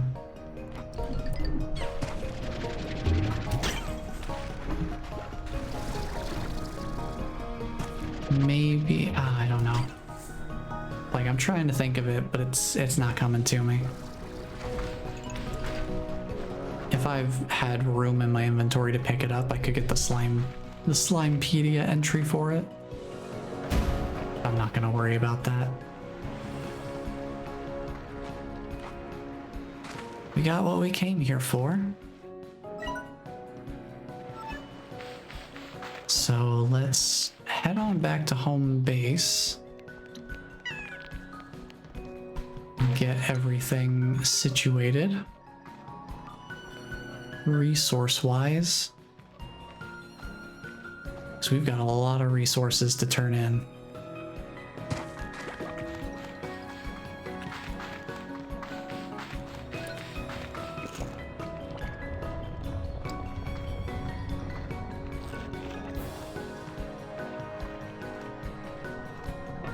I think overall we've had a very productive session here so far. Lots of good resources to bring back home.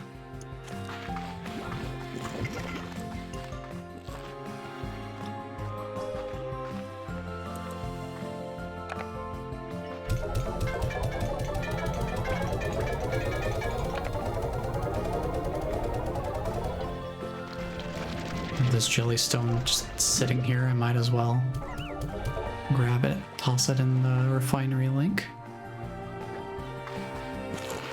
I'm gonna do another quick... Ooh, hold on, I want to grab... No, not the cotton slime or the pink slime, I want the rooster, thank you.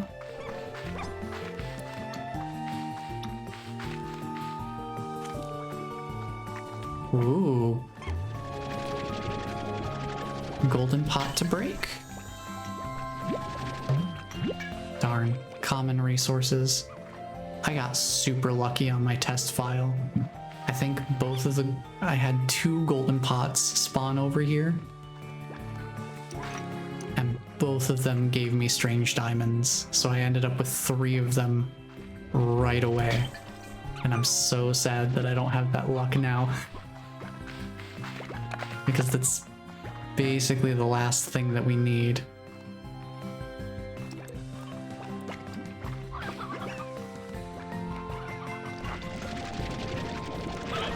Yeah, I can grab that from here.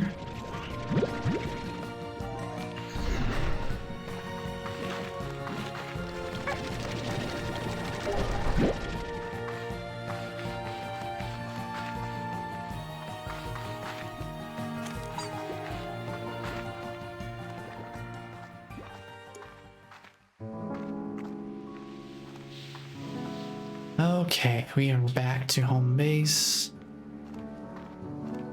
And I think other than the strange diamond, which we just need 1 more of, I think we have everything else that we need for the quantum drone. Pretty sure it's just Strange Diamond left to grab.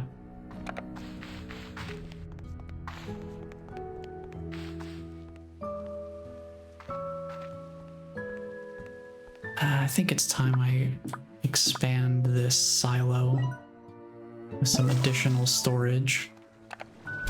Put the odd onion in there for now. We can garden that later at our own leisure.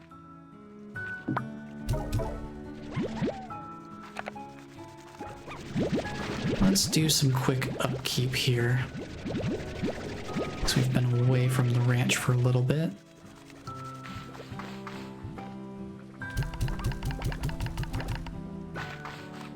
This sort of thing is why early access, I got to a point where I just basically stopped ranching. When I wanted to go explore for a super long time, I just really pared down to super bare bones basics. Because I didn't want the ranch getting out of hand. Especially when I was away for a super long time, just out exploring the world.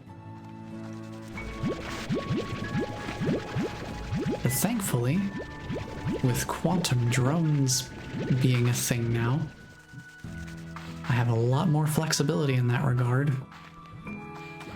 In a couple different ways. Let's see, you have 20 there, you have 20 there. You have 14, 13. Let's get you up to 20. Up to 20, and then...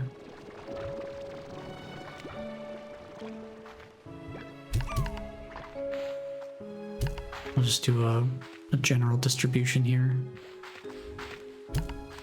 So yeah, that's the main reason I'm so keen on getting the quantum drones up and running as soon as I'm able to, because that will really open up our options quite a lot.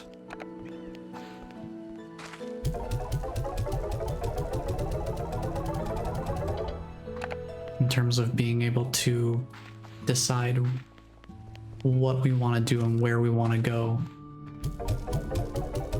with a little bit more flexibility and not having to worry so much about the upkeep of things like the ranch.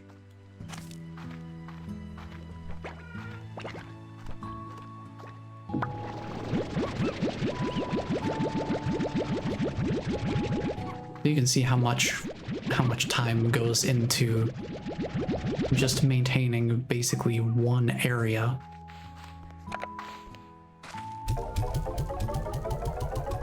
Like, imagine this, but across 5, not just this area, but the 5 other expansion areas too.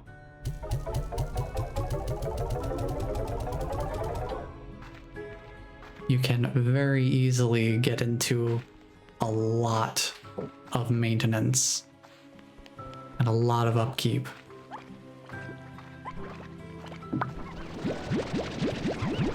Which is why at a certain point I definitely chose to pare it down quite a lot. I think it was mostly toward the very end of my early access playthrough time, where I really was like, okay, we have to go way out of our way to get to the end game.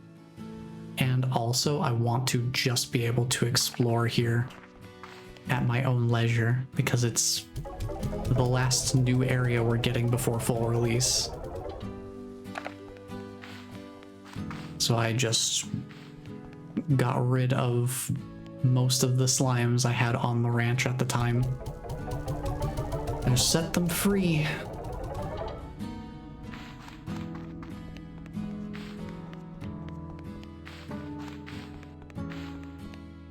Because I didn't want to come back to the ranch and have it be an absolute disaster zone.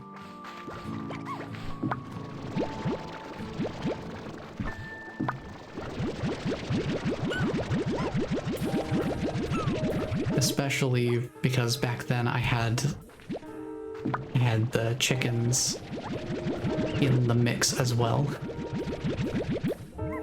Definitely did not want to leave them alone for too long, for previously stated chicken apocalypse reasons.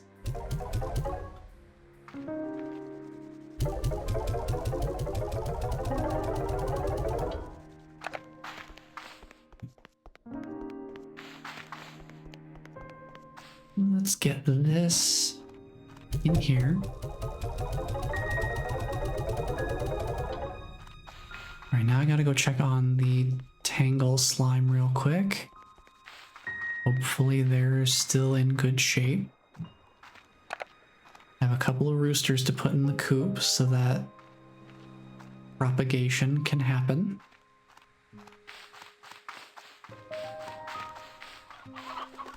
I see there isn't a single one in here, so it's good that I have two. I think we'll get the spring grass and then the Elder Collector. What a name for an upgrade. Just the Elder Collector.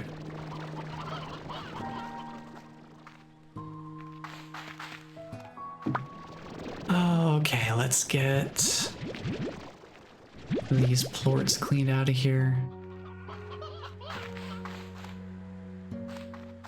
It's not a lot, but it's something. Something to just kind of chip away at, and I wanted them to be out here so that they're, even if something happens with the chickens and they no longer are there for whatever reason could possibly happen, at the very least there is that one pogo fruit tree that will drop food next to the corral. So they'll always have something to feed themselves, just in case.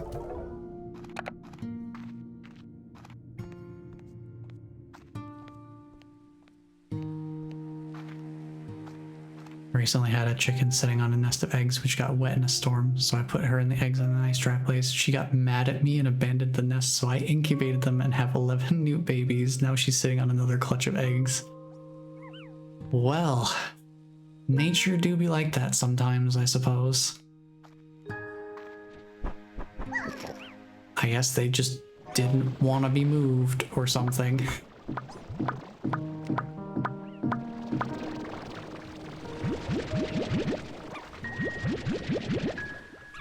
My elder collectors are called coyotes. Oh. I mean, you're not wrong.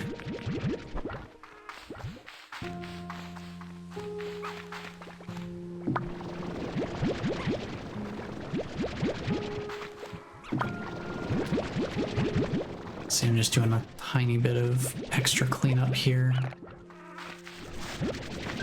Because that's the other thing about the upkeep as well.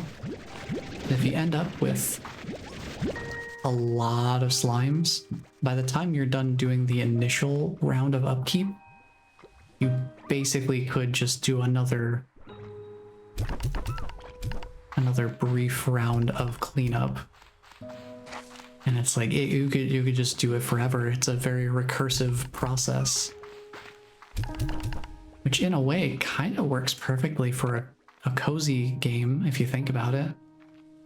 You really can just get into a zen loop of going back and forth between the corrals, picking up the plorts, distributing them wherever it is you're distributing them to, whether it's refinery or market, grabbing foods, putting that in the feeders. It definitely can be a very meditative process in a way.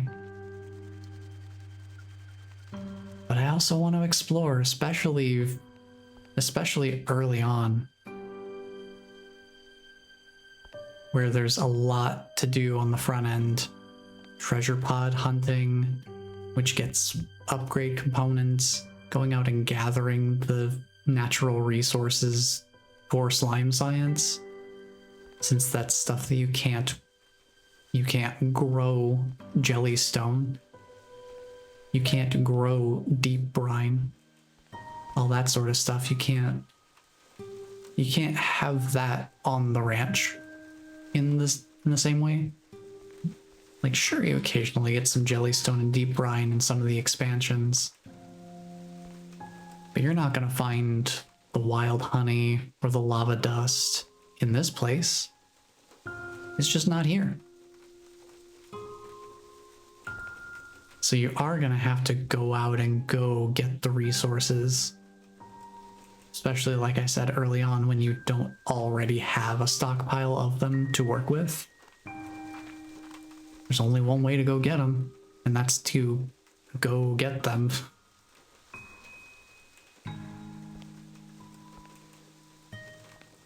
But yeah, that's why I feel like discussing higher concept stuff, like play styles, can vary a lot, I think. The way I usually do things is generally the early access that I did for this game.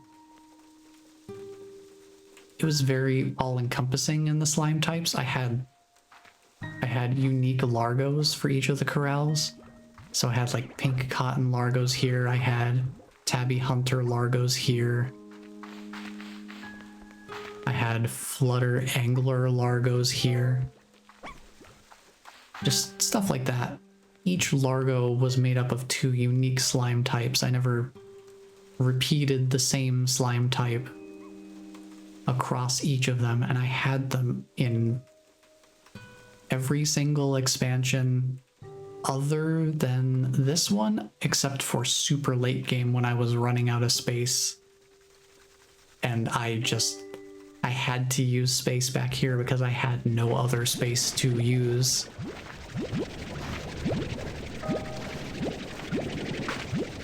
Because even combining each unique slime type together, there are a lot of slime types in this game.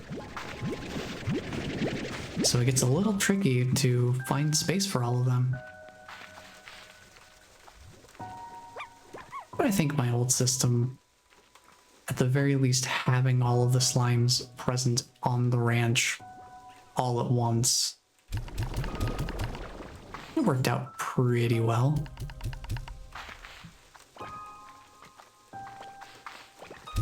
There, 22 there. 22 there, and 22 there, and then we can just...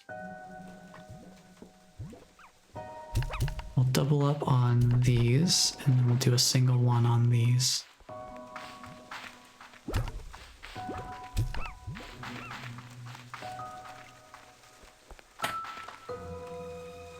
I want them all. It is very tempting to try and have all of them present on the ranch at the same time. I also know from the early access experience that we are going to be pressed for space at a certain point. So I do get the sense that maybe I'm not going to have all of them on the ranch all the time, and that is okay. But wrapping that back around to different play styles, it is totally possible, if you're the type of person that doesn't really want to be tied down to the ranch and having to do all this upkeep, you could take on a more of like a foraging play style, where it's like, oh, I need to go get plorts from this slime type. I'm just gonna go and get it out in the field. Like, if you need a resource, you go out and get the resource. That's more fun for some people. And some people prefer that to be... Some people prefer that to be the experience that they go with, versus doing the ranch management. And yeah, that's totally possible. It is entirely viable to do it that way. Perhaps not the most efficient, but not everybody's playing a game like this to be as efficient as possible. So that's why I feel like I wanted to start with something more foundational, or a guide rather than immediately getting into things like, oh, what's the best setup for such and such thing? And like, you kind of benefit from having the context of why certain things are set up the way they are to begin with and why certain things are important.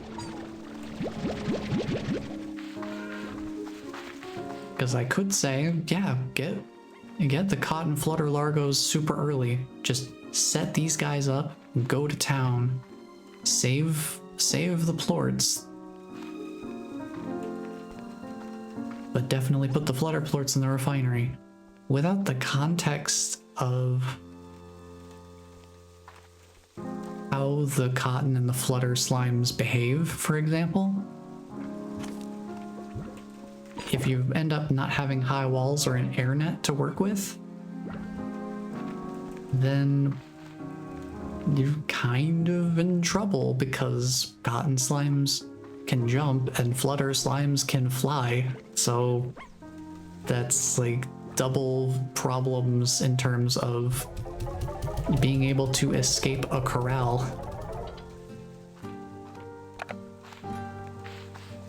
So just having foundational concepts like how each slime behaves and what to look out for with each slime type, just some different guides like that with more foundational concepts, more foundational information, not even necessarily getting into conceptual territory as much. I feel like that's an important place to start. Let's see, I still need one more strange diamond. I'm not sure where I'm gonna get one. I suppose we can run out into the field and try and find something. Because who knows, maybe we'll get lucky and find something.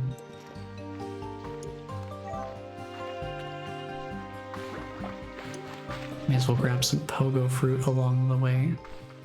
We can feed the phosphor gordo while we're doing stuff.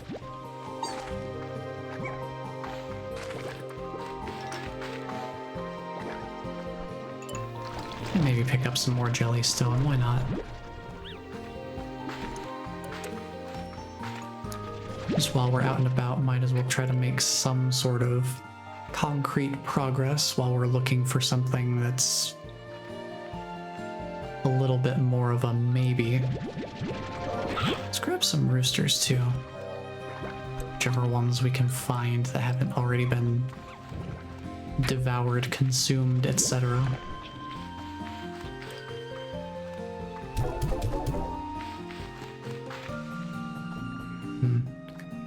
No strange diamonds in here.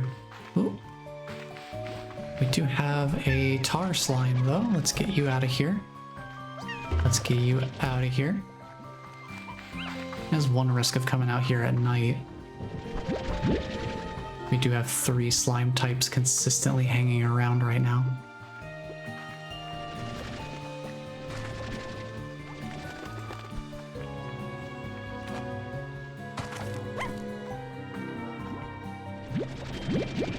The odds of cross-contamination is higher than usual. And thus, so is the risk factor.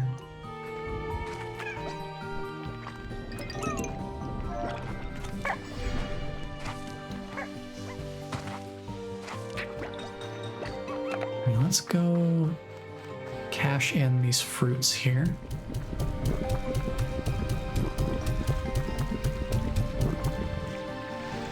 It's pretty good. Got a good amount of progress with this guy. He's clipping into the wall. He's so big now.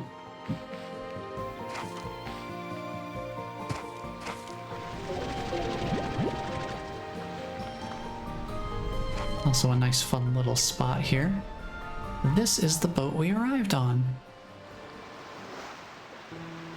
So the dock is just right here, just at the foot of the hill that the conservatory sits atop.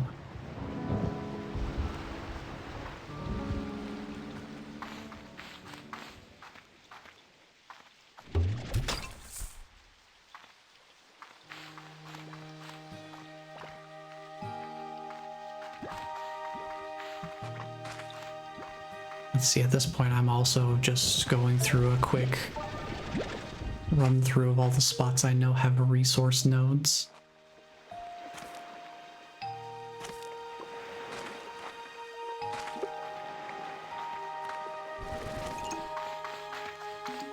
Grab some more deep brine and stuff like that.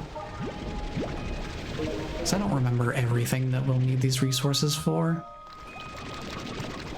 But it definitely does not hurt to have a good amount of resources on hand. And just have them in the refinery. Because then we will have them when we need them.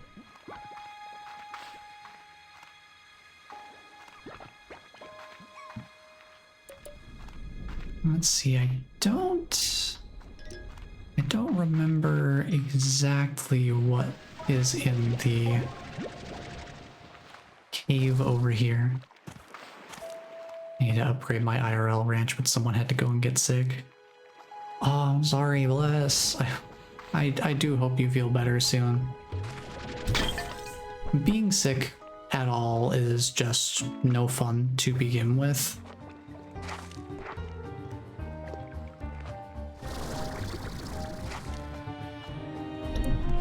Let alone something as intense as pneumonia.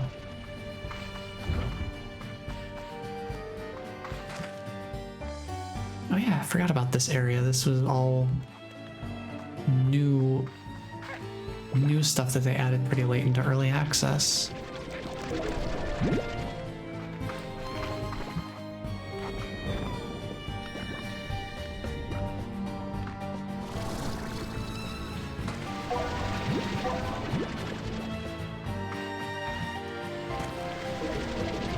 We're going into a week off of school, so at least I won't be missing a ton of work while I recover.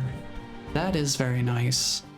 At least you have a relative level of peace of mind to just be able to let yourself recover. See, I think I've got Monday and Tuesday I still work, but then I get the rest of the week off for Thanksgiving. So I just got a couple of days to come in and just make sure that things like trash and all of that are taken care of before we leave for an extended period of time.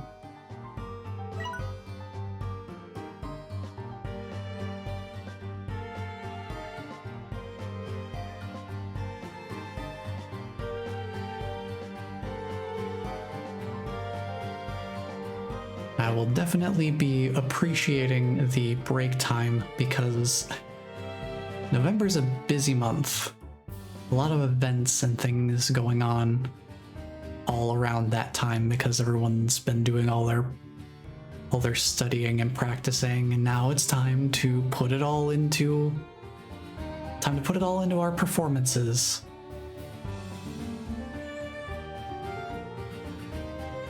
So there's typically a lot going on in November. So having that extended break will be a nice way to sort of recover from that. Ooh, boombox. Nice. Yeah, storm glass, that's the thing. That's the thing that generates from where lightning strikes the ground.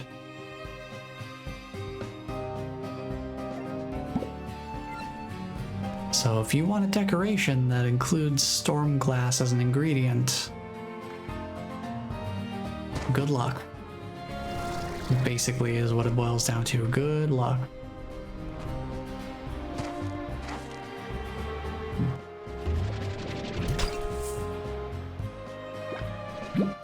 Take that rooster. Ooh, hello, Cyclone. How's it going, buddy? Cyclone's kind of interesting to see.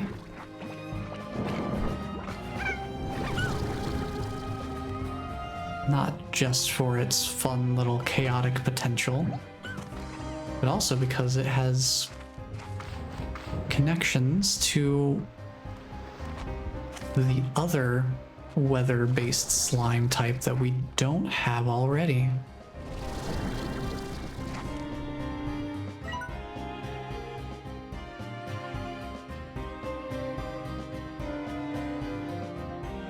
Just gotta grab all these screenshots. So many screenshots. I'm finally in the double digits for Rainbow Fields, though. Which means we should be pretty close to... Yeah, we're at the halfway point already, and now exceeding it for Rainbow Fields. Hello? Hello, Cyclone. Goodbye, Cyclone. Now you may see this and think, wow, this sure looks like a teleporter. But how do you turn it on? We're not going to be seeing the answer to that question until much later. Because I'm pretty sure you cannot turn it on from this side. I think that's one that you have to activate it from the other end.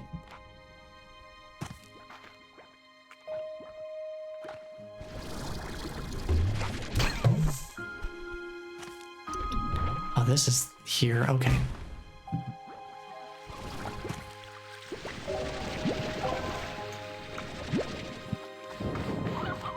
Couple more deep brine, that's all I can carry. There's so much here now. There's so much of it. Hold on, I gotta deposit this and go back and grab it. There's so much deep brine out here.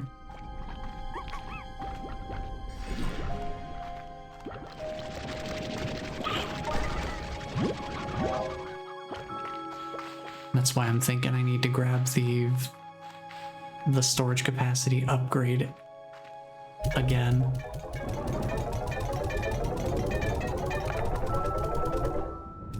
Because if you know where to go, it is totally possible to just really start gathering up a ton of these natural resources. Especially if the spawns are kind and they line up like this. You can just run along in a single area and get a bunch of the resource.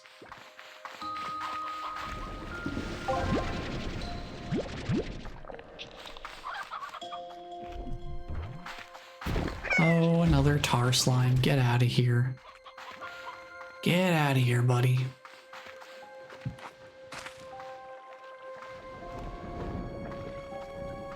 I wonder if this fruit will be enough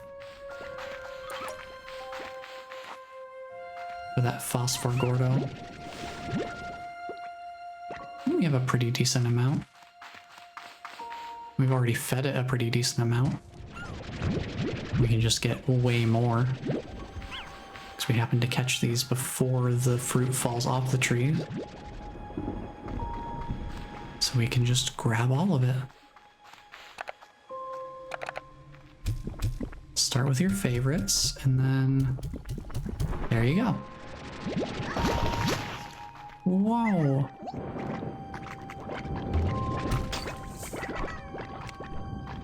And then I guess I'll just leave these fruits here because I don't need them.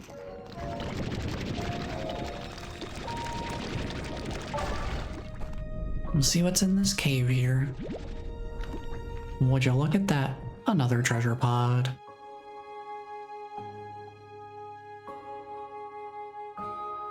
Another treasure pod, another screenshot.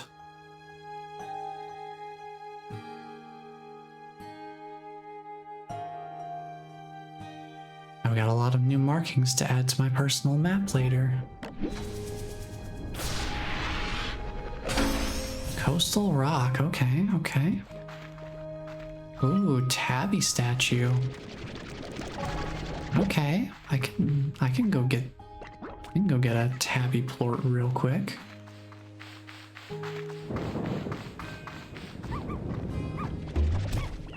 Come here.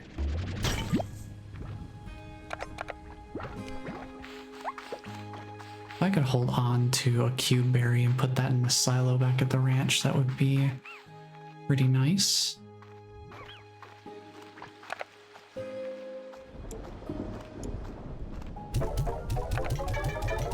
Let's get the resources in here. Any strange diamonds?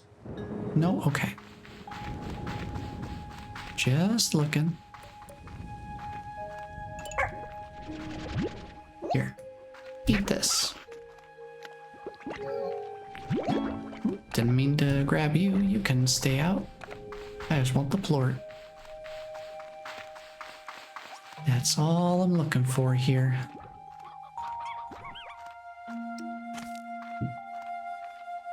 I'm doing a quick check for the diamond here. Nothing's showing up in this spot.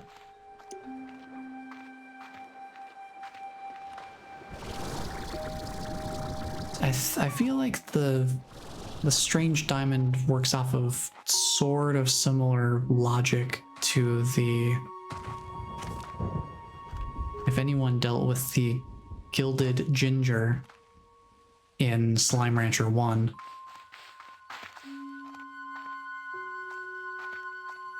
where you basically have to search through each of its potential growing spots, and only one of them can ever spawn at a time. So it's just needle in a haystack kind of experience. Where it's like, oh, which crop plot is the gilded ginger in today? You have to explore this huge area to try and find this one gilded ginger. And the reason you would want to find it in the first place is that you can use it in a Gordo snare to attract a golden Gordo slime. And you can imagine how that could be lucrative. Just having a giant golden slime in a place that you choose. The tank guard. Oh, I forgot that was an upgrade.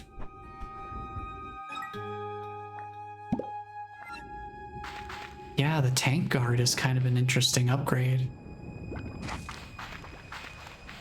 I don't know that it's one I ever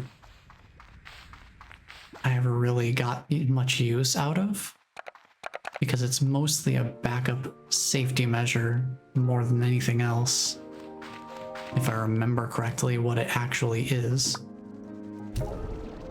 Drop the cube berries in here. Let me go take a look real quick, because I don't remember what this upgrade is, and I want to remember. Yeah, tank guard salvages 20% of your vac tank's contents upon accidental encounters with the slime sea or following other forms of health loss. Right, I forgot about this upgrade. Basically, usually when you run out of HP, you get sent back to the conservatory to go get rested up. And I think it forces you to sleep until 6 o'clock. Well, 6 a.m. I don't remember if there's a minimum amount of time that you sleep, but I think I remember that being the case the couple of times that happened to me. But so you lose items. You lose the items that you had in your backpack, and you also, if you want to think of it this way, you also, quote unquote, lose time.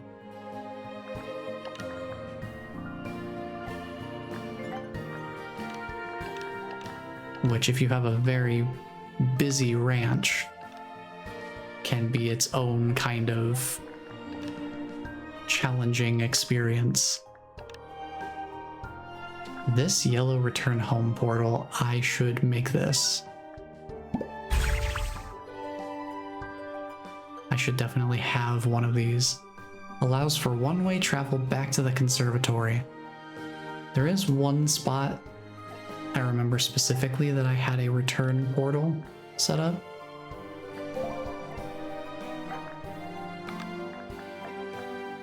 But I think I will hold off on deciding too quickly where to put it.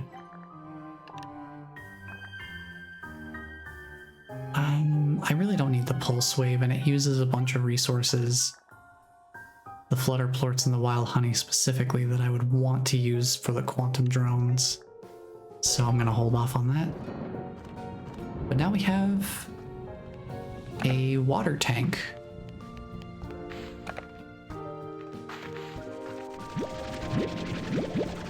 So once we find a little body of water to pull some water from, then I can demonstrate the utility of it.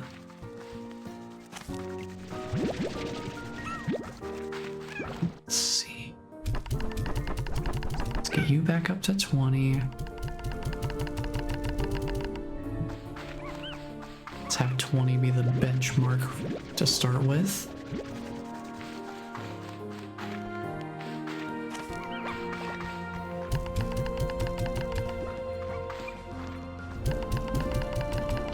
Pretty good. We're only technically one short of having an even 20 and everything.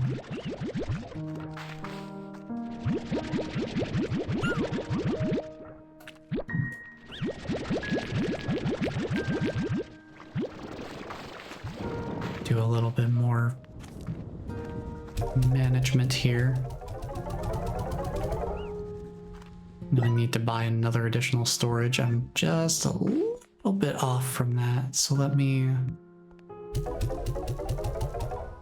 sell some cotton plorts to make room here.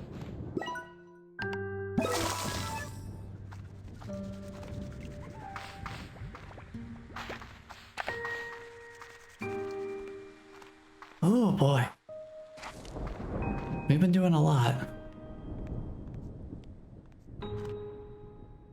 But it's all in service of getting us set up for the future. I'm happy that we got the Tangle slime pretty early though.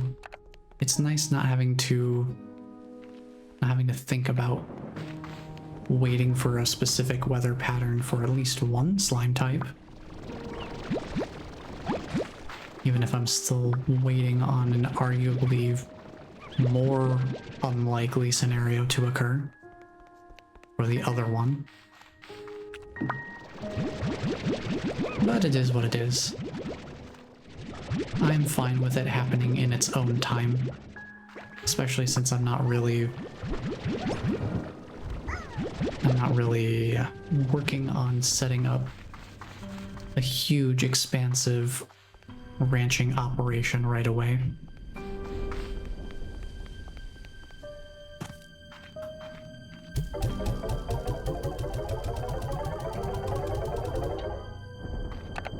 You know what? I'm actually gonna toss 30 cotton plorts into the refinery just in case I need that for other upgrades later.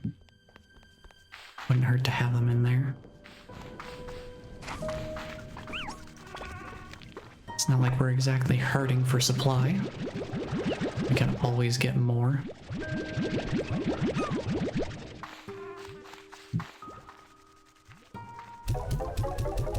So many of these silo slots getting filled up with cotton plorts. I swear it has a purpose, it has a reason.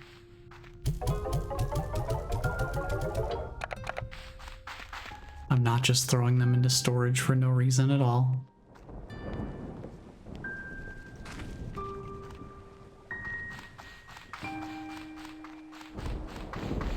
We're getting there. You just gotta get one more strange diamond, and that's it.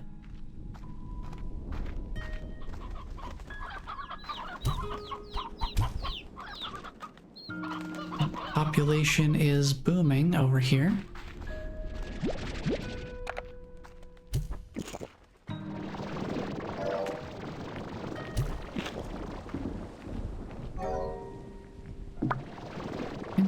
seemed like they were trying to get the fruit, but they weren't able to reach it. Just on the ground over here. I wonder if they have pretty short range then. Can have a couple more fruits. It's interesting.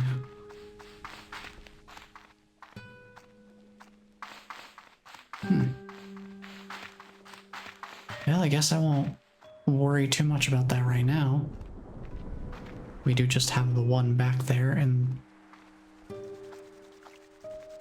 they should be okay. I don't think they're gonna break out super easily or anything like that. So I don't think that'll be a concern.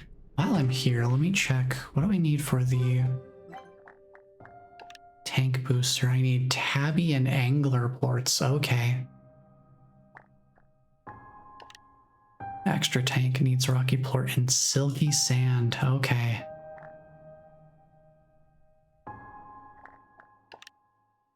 Oh, I should have gotten some boom plorts. That would have been helpful. Get the dash boots. That should be fine. What do I need? Oh yeah, the other reason we need strange diamonds.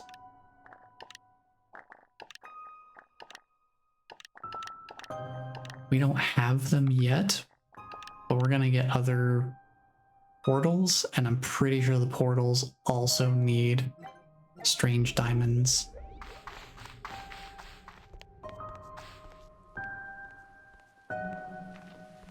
See, we're gonna need a good number of those. But once we get the one more that we need to be able to build our first quantum drone, that won't be nearly as much of a problem. What we got over here?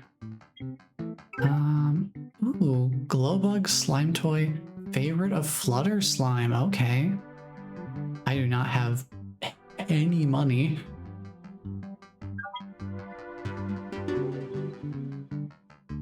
We could potentially go for that.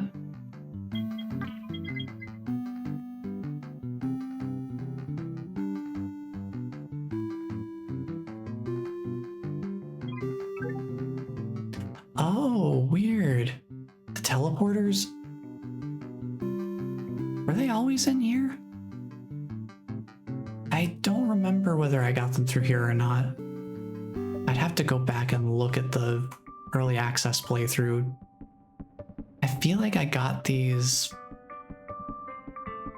from a different method, but maybe they changed it for this. Who knows? Either way, I should definitely get these because they let you choose where you want your two-way teleporters to be set up. Now that I'm thinking of it, I think these are some teleporters, but I think there are other teleporters you find the blueprints in treasure pods. I seem to remember that being a thing now that I'm thinking of it.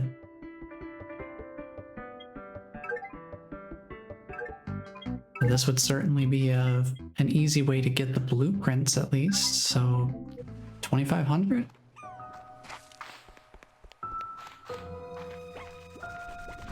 $2,500, it's basically a few hundred new bucks cheaper than one of these expansions to the ranch.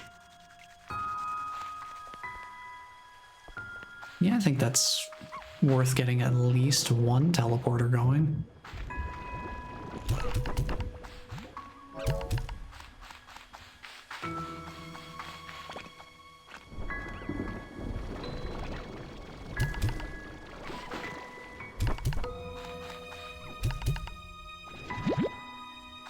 Pull those back out.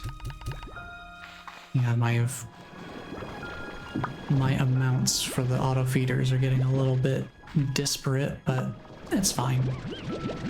It's not an exact science by any means.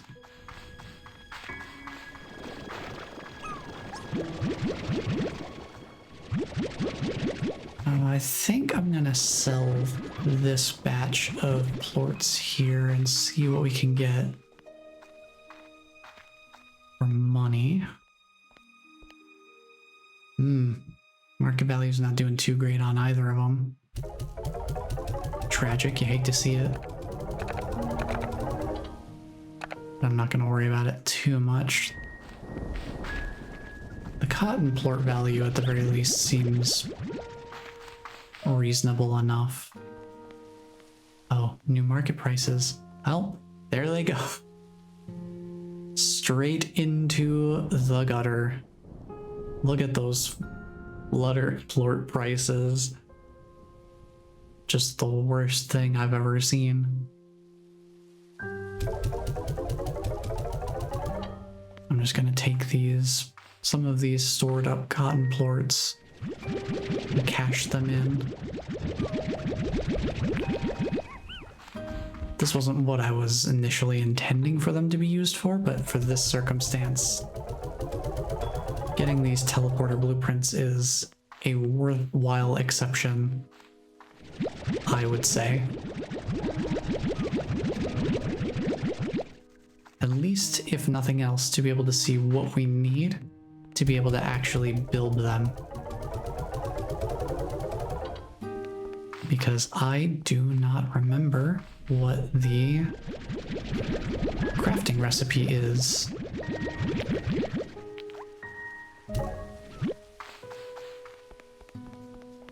All I remember is that I'm pretty sure they take strange diamonds. Or anything teleportation related. For these two-way teleporters in particular.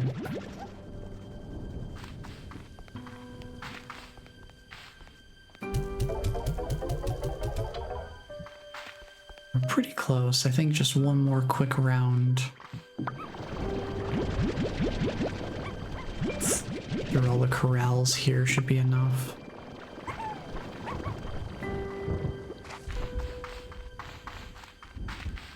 See whatever is left in the collectors here.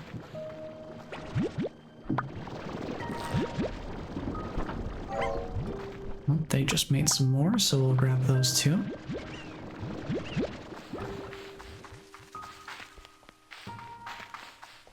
I'm gonna sell all of these just for a little bit of extra cash on top. We'll leave us with a couple hundred to spare. Go to Pronto Mart, grab ourselves a... Why is the music playing backwards? Well, that's a little bit spooky.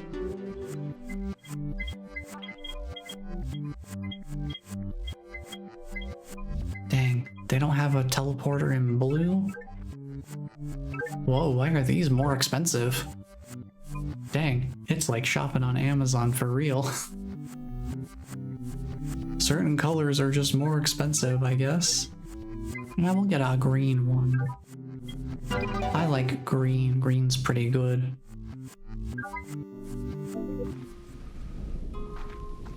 Thanks for the blueprint. Now let's go check and see what sort of resources it requires. Because having a two-way teleporter of our choosing would be very nice.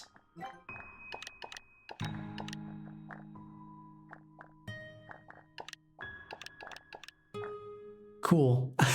It needs stuff that we don't have yet. That's about all I can say. We haven't seen the resources that we need yet, so it doesn't show up here yet. I'm assuming that's what the issue is here. So we're gonna have to go out and get some more resources regardless. Buy it all. I don't have enough money. And I don't want to just get all of the money right away and get all of the stuff right away, because that's gonna throw off the pacing.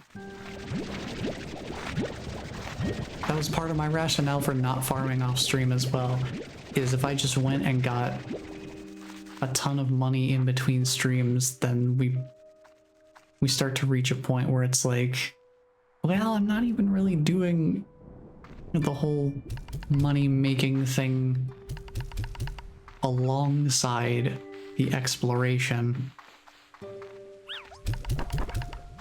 And it starts to feel just a little bit disconnected.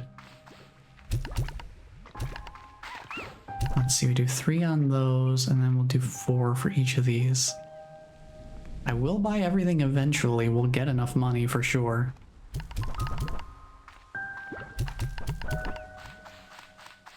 But I definitely have to avoid the temptation to just farm tons of money. Because I did that a little bit during the early access playthrough.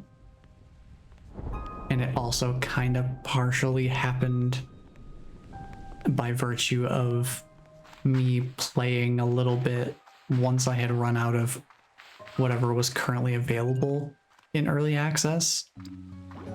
So between content updates, I also then started acquiring a bit more excess resource. So that really just compounded the issue.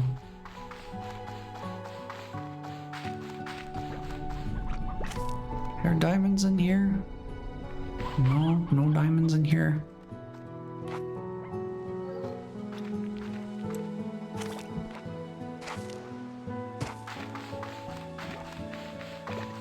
And we have more caves we can check.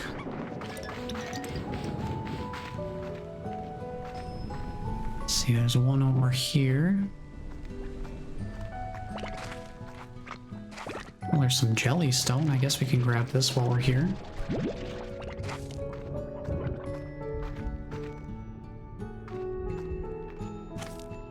Some more jellystone. Sure. We can grab that.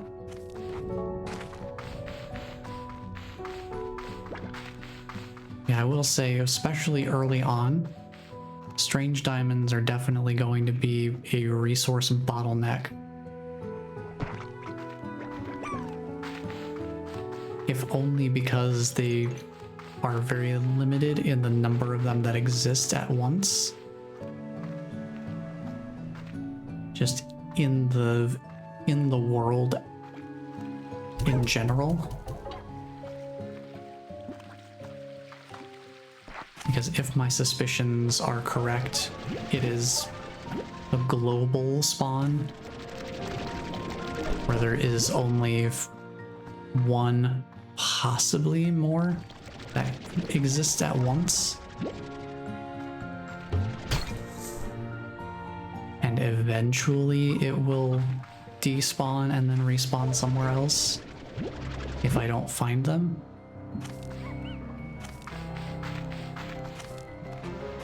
But I do remember some of the spots to check. Or we're trying to look for them. So I can just run between those spots and hope for the best. Hope that it's in one of those spots and not in a location that's a little more obscure and out of the way.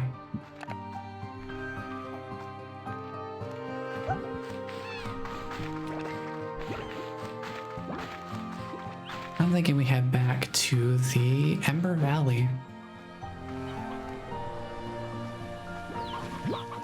Seems like as good a place as any to go to. Because there is one spot that I think of immediately when I think about trying to find the diamonds.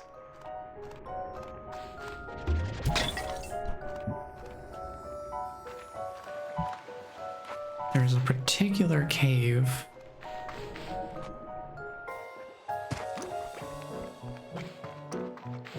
We also got some major pollen going on here.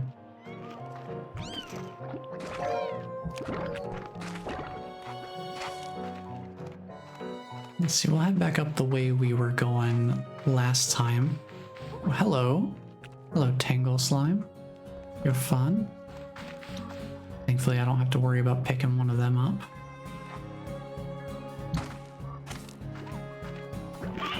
I want to go over this way, keep going toward the volcano area. But I want to go here into the cave instead. So if we're gonna find any diamonds, it would be somewhere like this.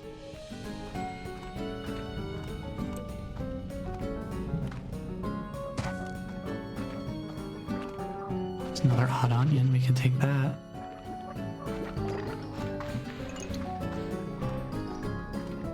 And this is a possible spot for a diamond to spawn. I have seen it spawn there before, on top of these little slime statues. And it would not surprise me with the size of this cavern if there was maybe another spot that we could find more of them.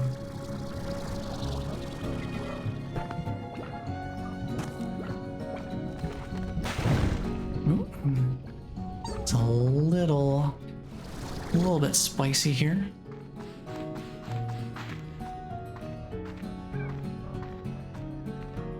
Hey, if nothing else, we can at least grab treasure pods while we're out and about. That's also a reasonably valuable use of our time. Might as well. Go back to Ember Valley.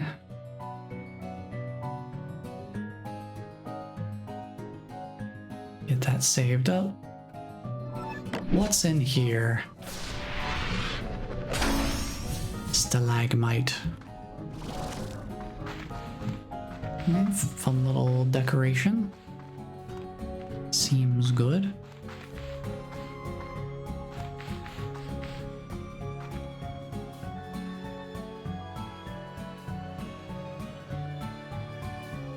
I am definitely holding out hope for a diamond, though.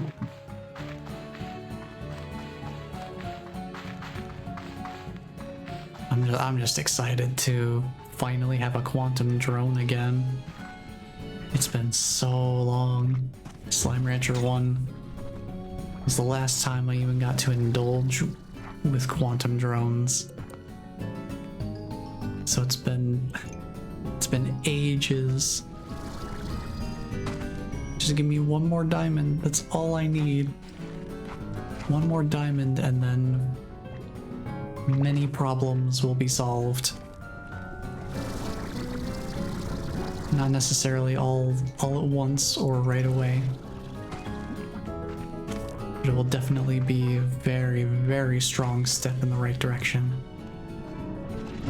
Grab this guy for the Slimepedia entry.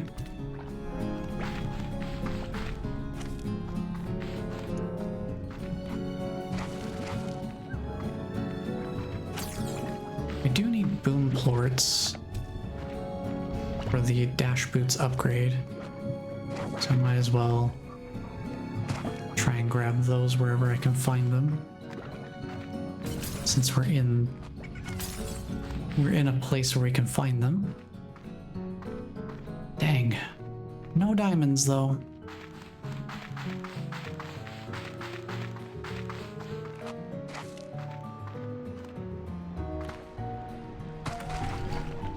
Might as well grab some more lava dust while we're here.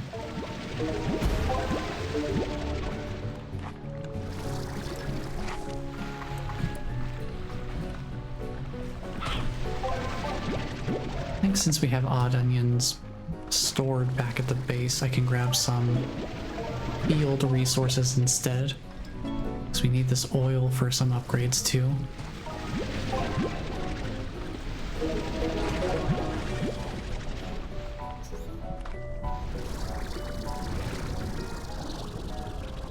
Might as well just grab the goods while we're here.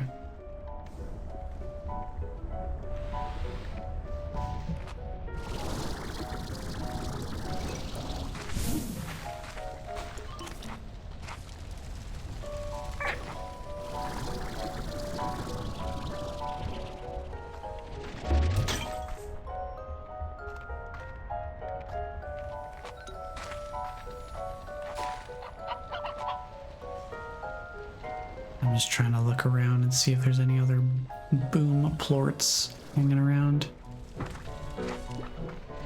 Pretty sure these guys are carnivores. They are. Give me that.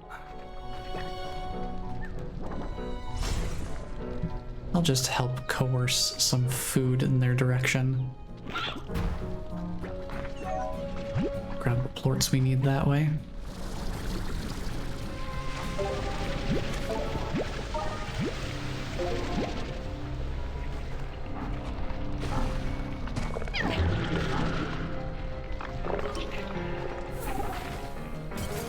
Now we have a little bit of a tar slime situation evolving here.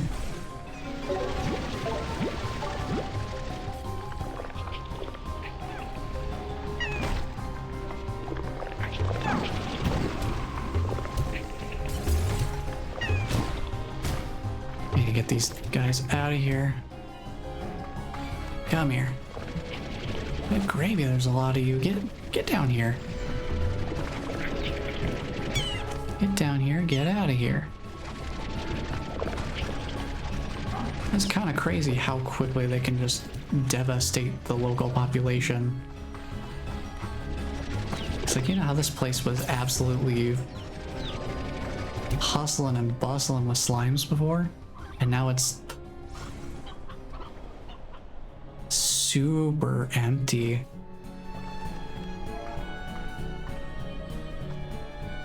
Such is the way of Slime Rancher. Sometimes the place is absolutely filled with slimes, and sometimes that leads to a tar slime outbreak, and then once you clear out the tar slimes, it's just super quiet for a while.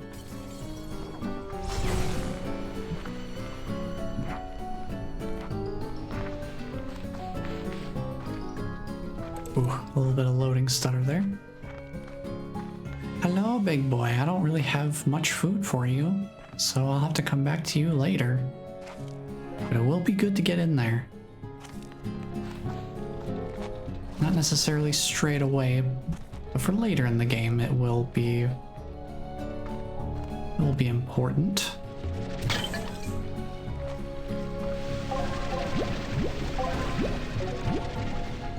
Yeah, I'm not really gonna find any diamonds out here. I'm mainly just doing a little bit of resource gathering of other resources at the moment. Figure while I'm out here, might as well do that.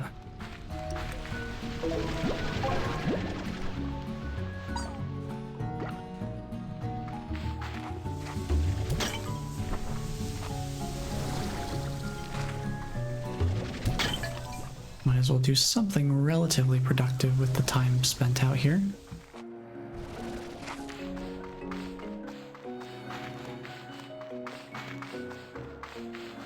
And up here.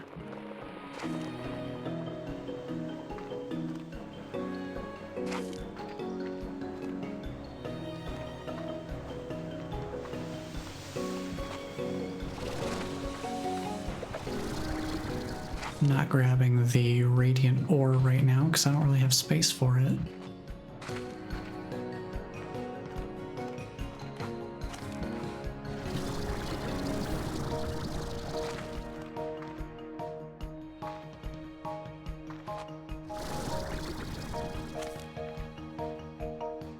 See if I can fly around up to the roof here.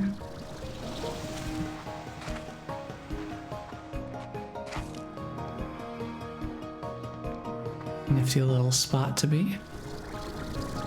Just above the amphitheater.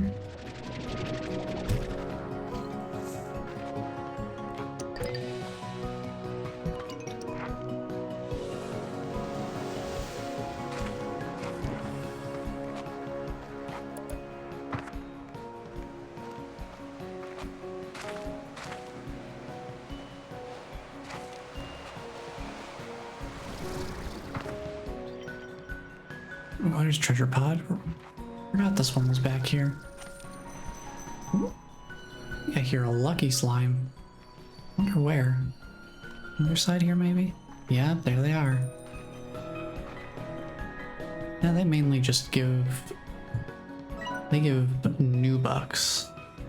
But I can always get more of that in my own way. I suppose, debatably, gold slimes are the same way to a certain extent, where their benefit is that they provide money.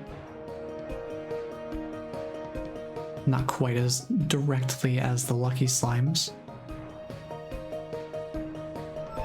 But I guess you do technically use gold plorts for a couple of upgrades. But I think the upgrades are just getting more gold plorts from the gold slimes. So it's more of a self-feeding upgrade rather than, oh, I need this type of plort for a bunch of other things. It really is mostly an investment type of upgrade. I just wanted to be on that little bit of a ledge. Can't quite reach though. Hello? Right, this little spot. This was also a pretty relatively new addition to the early access, so I don't remember this little tower very well. Well, another screenshot in the catalog.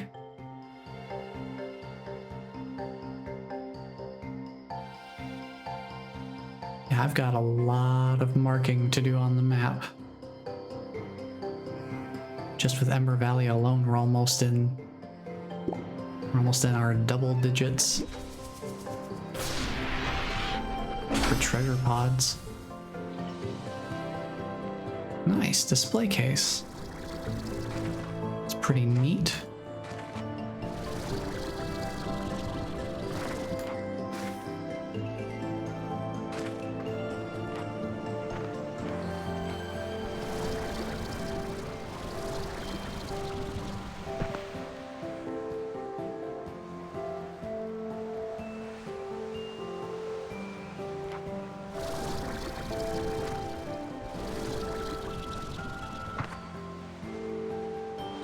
Just gonna slowly make my way up here.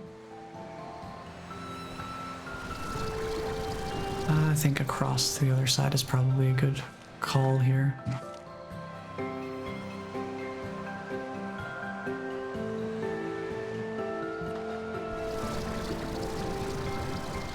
Ooh, that's a little sketchy. Let's take the lower ledge first. Not make any regrettable mistakes here. Huh, another one of those funny little non-activated teleporters.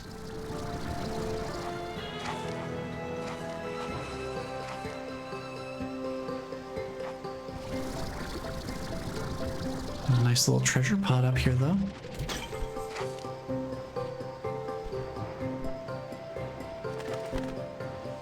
Bring this stuff down. Another screenshot. Added to my collection.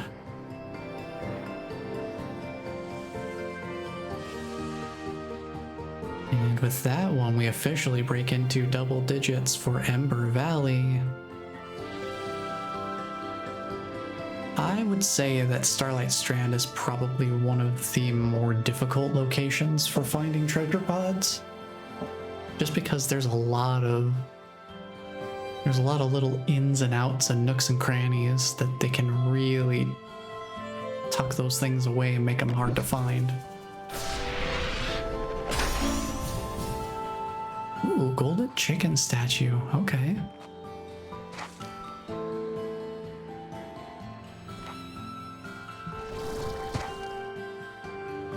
Okay, let's see. This is the other side of the cave that we were in earlier. We could dip back in real quick and see if there's any other boom plorts that I can pick up.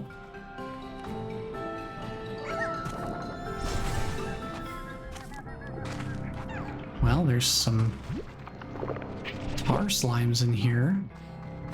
Or a couple more boom plorts.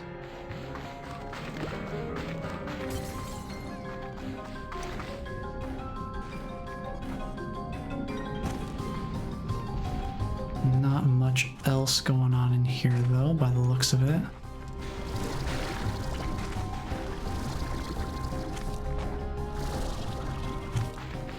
Yeah, this all looks fine.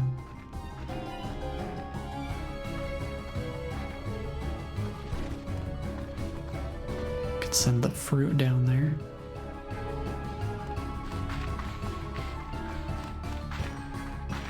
Well, considering how full my inventory is already at this point. Oh wow, there's tar slimes down there too. Dang.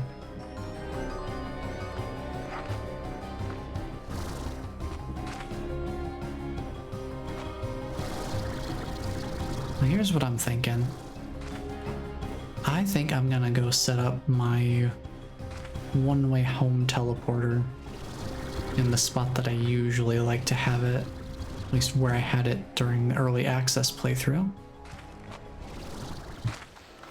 So I'm gonna go set that up real quick and then use it because my inventory is very full.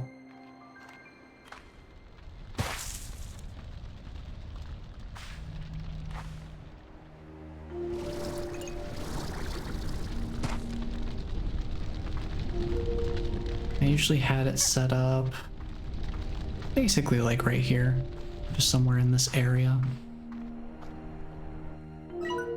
Probably have it all the way at the end though. Let's see, we need yellow return home portal. I don't want it in the favorites, I want to just place it. Okay, where to place it? Guess we can just tuck it in the corner here. And there you go. The yellow return home portal is ready for use.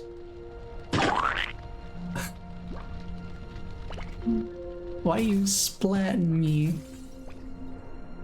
What I ever do to you, bless? Ah, that does remind me though, I did add another... You splat down the portal. That is fair.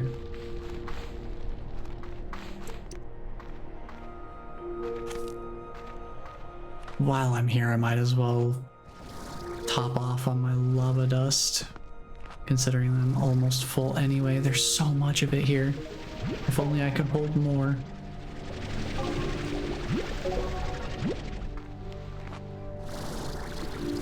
But 30's all I can carry. Wow, there's a lot of it here. Yeah, this place is super good for lava dust. If you need it, this is the place to get it. Also, treasure pod. Just gonna add another screenshot in here.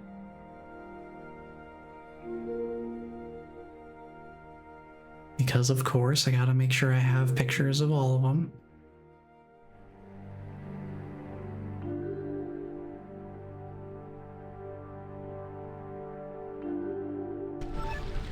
What's in this one? What do we got in here? Magma pool. Oh, that's fun.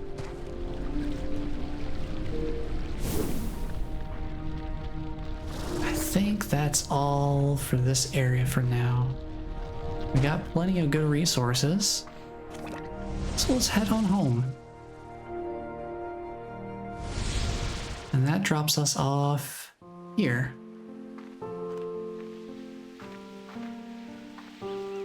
Which is very, very, very convenient that we don't have to run all the way back. We can at least cut down on the return travel time.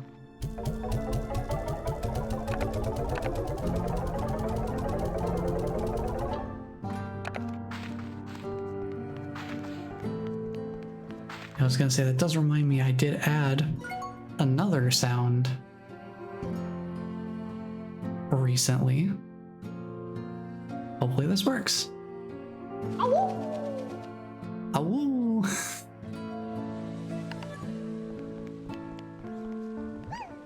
Very fun. I was kind of holding out a little bit to see if somebody would put up a version that was just the audio on its own without in-game sound effects. But at a certain point, it's like, I do just want the sound because it's a great sound. So I just found the least interrupted version of it, basically. And got that added in. Oh, woo! So now we've got both. We got the task meow, and we got a meow, and we got an awoo. So we can have both.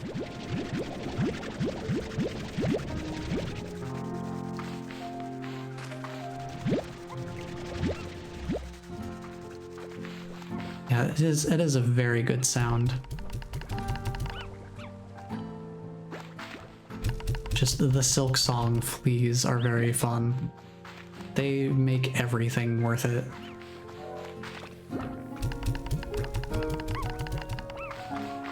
Like, it does not matter what it took to get to them and rescue them, it's always worth it.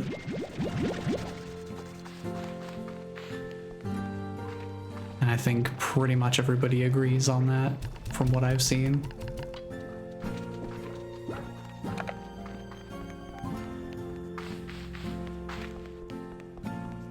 Let's drop off these flutter plorts down here. At a certain point, we're not even going to be able to hold any more flutter plorts. We're going to be completely filled up.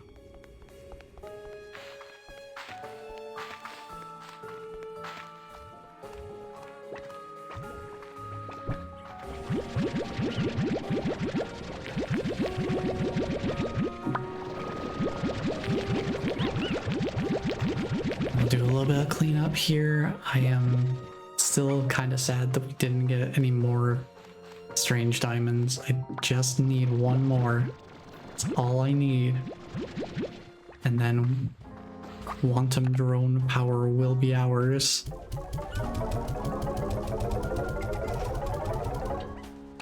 And what a glorious day it will be.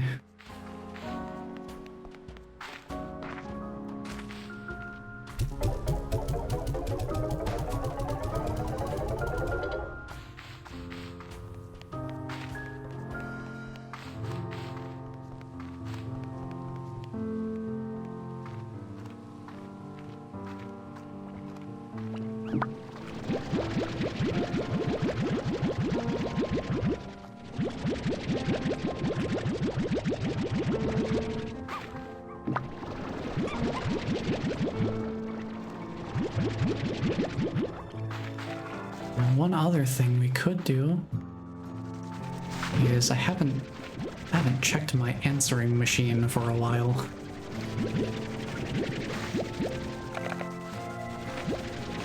I probably talk to some folks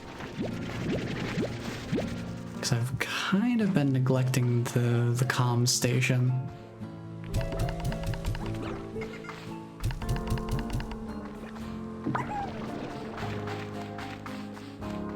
We can do a little bit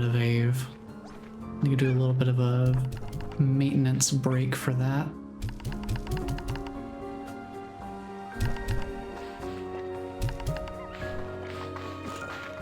I do want to go check on the tangle slime in the back real quick as well.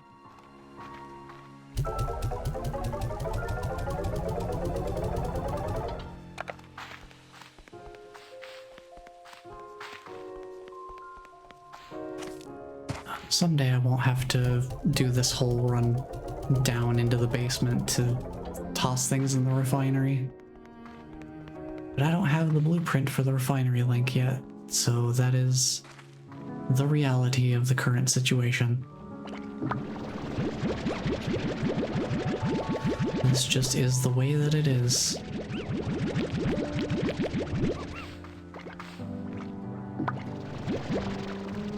Nothing to be done about it. At the present moment, at least.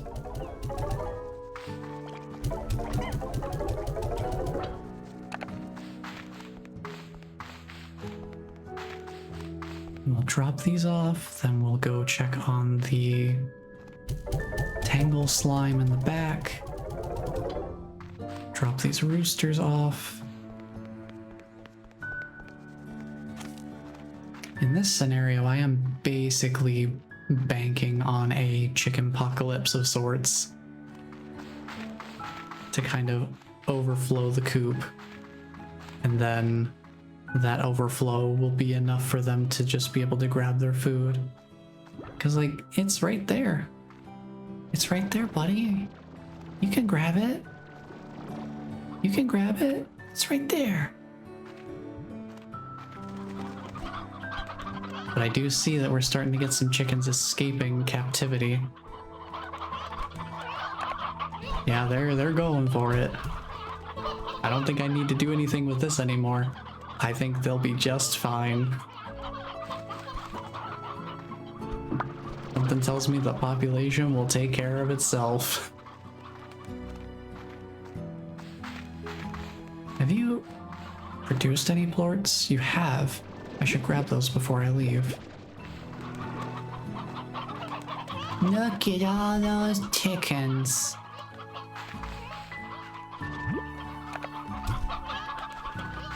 So this is one time I'm actually going to try and use Chicken Apocalypse to my advantage. While it's not something that will devastate the organization of the entire ranch, or even a portion of it.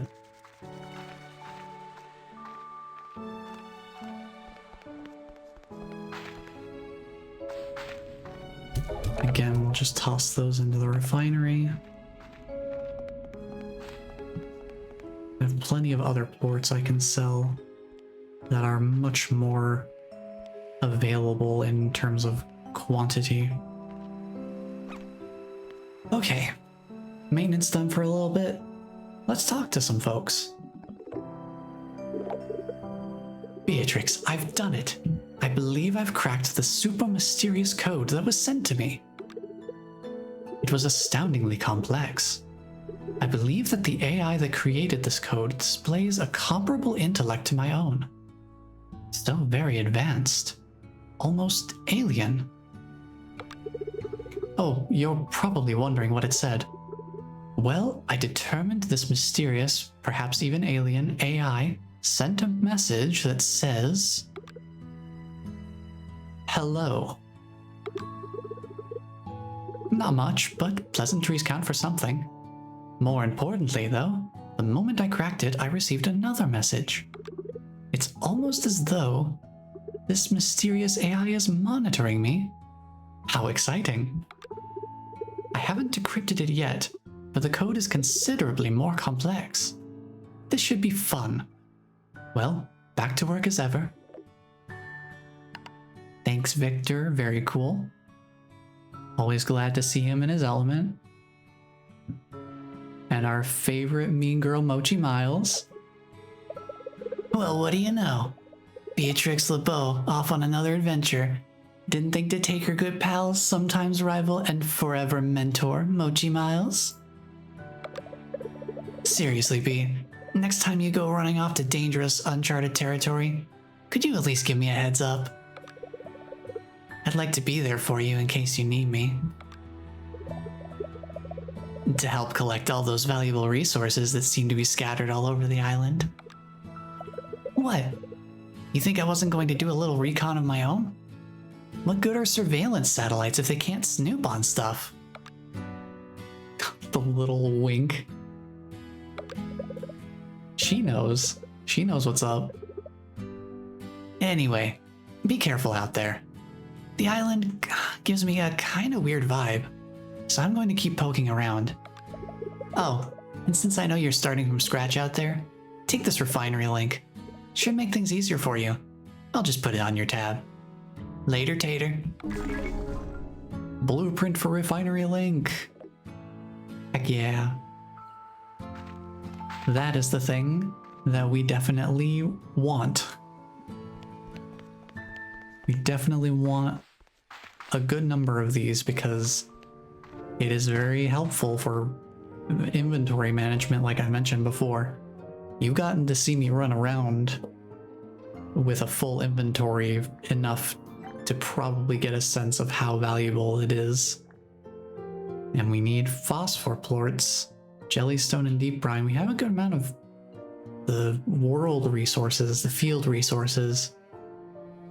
Phosphor plorts, however, could use more of these.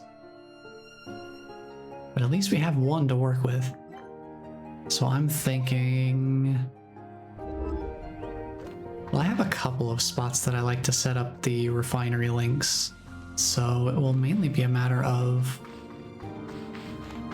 which one I get to first, I suppose.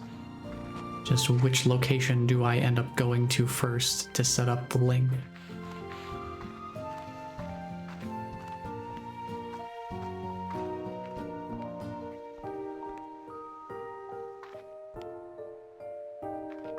But yeah, nice little conversational break there.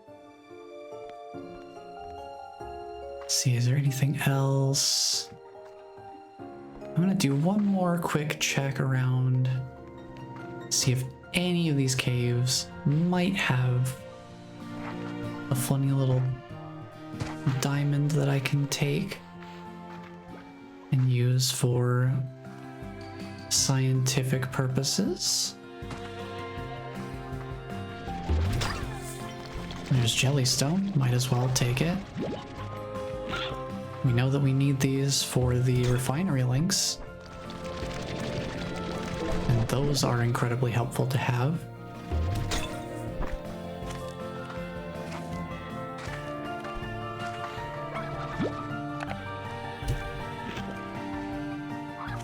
Can also get some free phosphor plorts while we're around.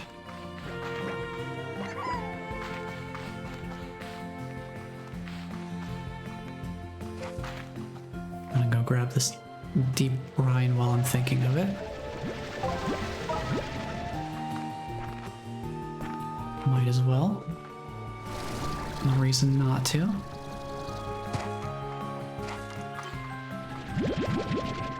And grab some more fruit as well, just to feed us for plorts if we get the chance.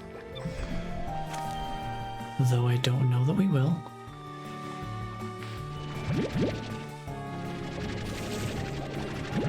We can always toss it out if we need to.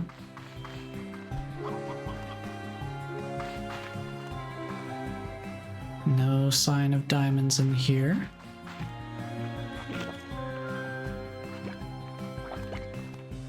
No golden pots to smash either.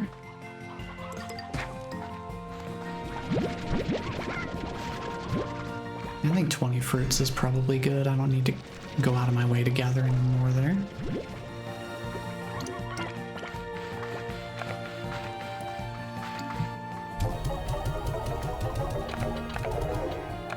I will say, being able to put gadgets anywhere, just having free placement of gadgets, instead of having Slime Rancher 1's old system of designated gadget spots, that's huge. That was a huge early access update when they made it so that gadgets could be placed practically anywhere. There are still certain reasonable limitations to it. It's like, obviously they're not gonna just have it be like, oh, you can have objects clipping into each other all over the place kind of thing. But it is a far cry from Slime Rancher 1's system of having very specifically designated places you could set up your gadgets. There's just a lot more flexibility. And it really gives people a lot of opportunity to decide how they want to configure things.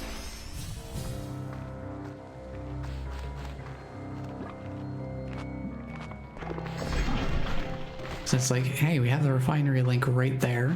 So that's That's one we just start with, that's fine.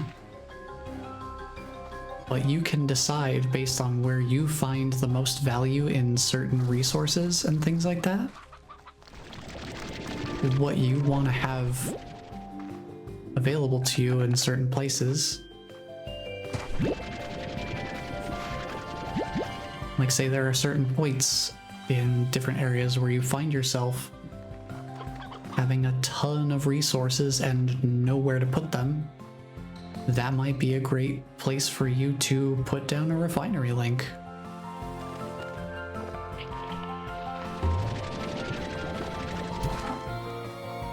And not having to worry about taking up a valuable designated spot out of a handful that exist is very liberating and freeing.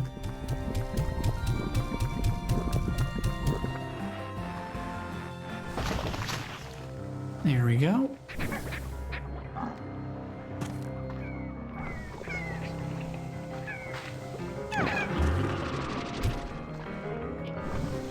Now this little fountain here, this is kind of meant to be the way that you're able to get up to the switch that opens up the Ember Valley portal, in case you don't have the jetpack. Oh, that's a lot of tar slimes. Yikes. That is gonna get a yikes from me. Get out of here. Get him out of here. Don't want him, don't need him.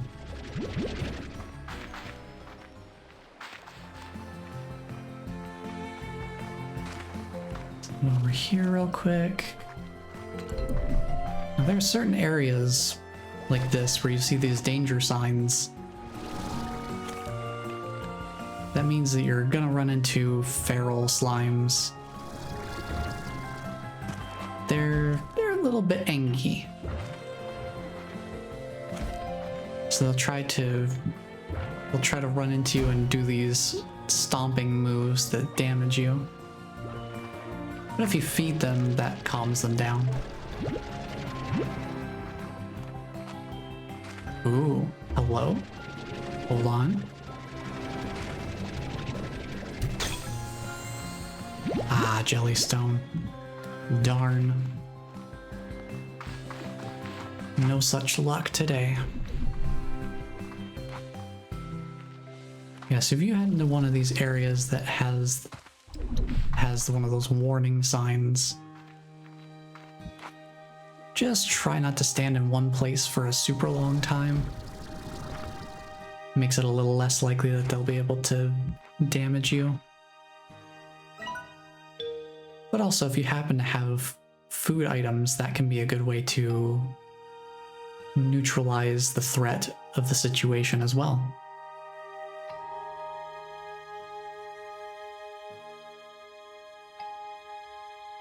We're getting close to being done with the Rainbow Fields treasure pods. We only have 4 more left. Small boulder. Larger than a pebble, smaller than a boulder. I suppose that is technically correct.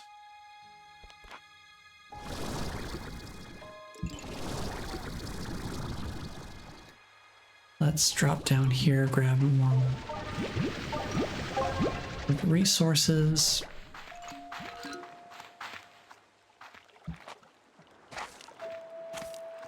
Take a brief detour to grab this. There's the cave over here. Let me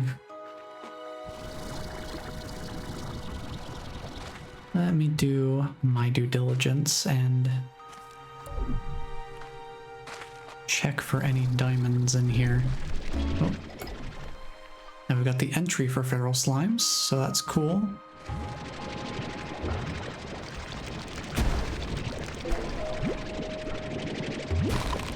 Excuse me.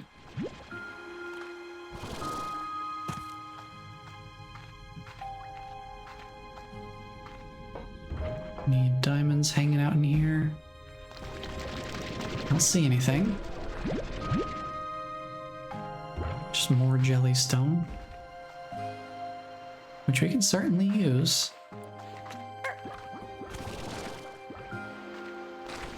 It's nice to have more resources, even if they're not exactly the one I'm looking for at this moment.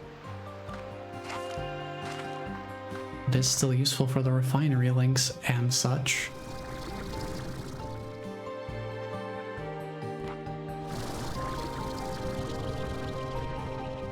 Oh, very close.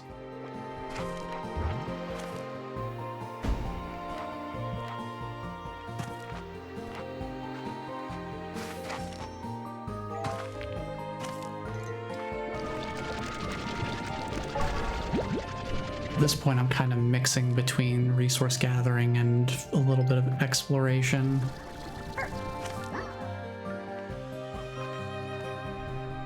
Just trying to remind myself of what's out here.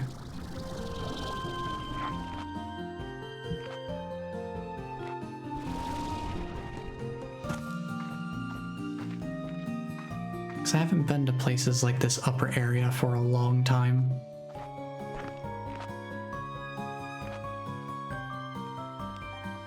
We have to remember as well, not only had it been a while since the last content update before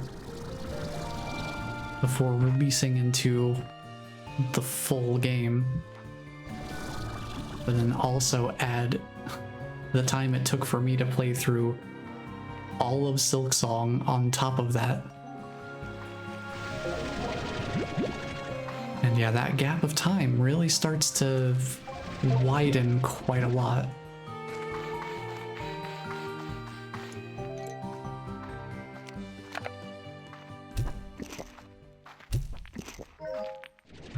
I would like to grab these.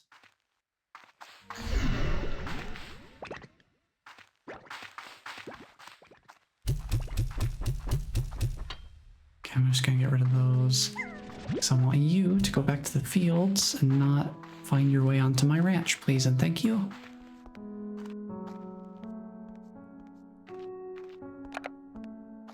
Let's go drop all these resources off. Still no diamonds, though. It's a little bit tragic. But that's part of the experience, too. Because that was one other thing I was slightly tempted to go out of my way to try and find between streams. Was just go get another... It was like, go get the strange diamonds for the quantum drone. But it's not really part, that's part of the process. I don't want to completely skip past that part of the experience as part of the full playthrough.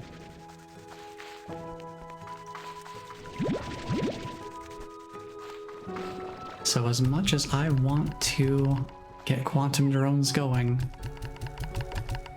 I will be patient and I will wait until it happens organically.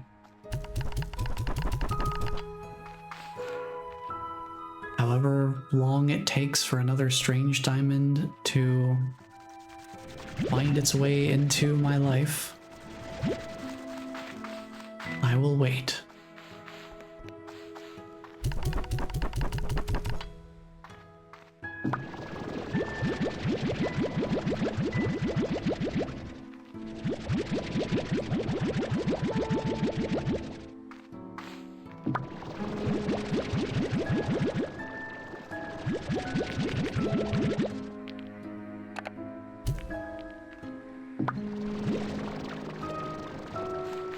Yeah, so in between this week and next week, I will take some time to try and actually test the different settings, different visual settings, and see what might be causing the frame rate issue with my model at higher graphics settings. try and see if I can narrow it down to a specific setting and maybe just leave that one low. Because I would like to be able to try and get the graphics above absolute lowest settings. I'd like to have the game look a little nicer overall. Just add a little extra polish on top of things. If I can reasonably do so.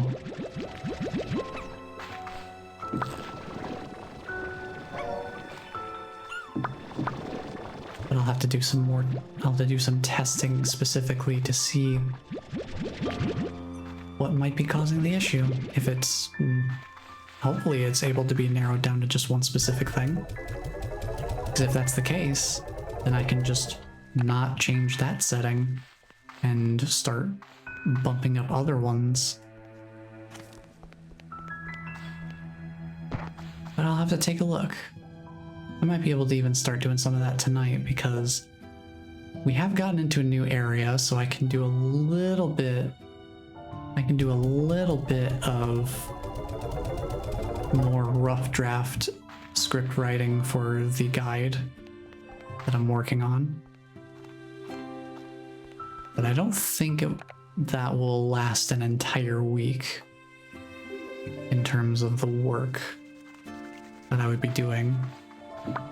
So I can take some time to do some testing for graphic settings.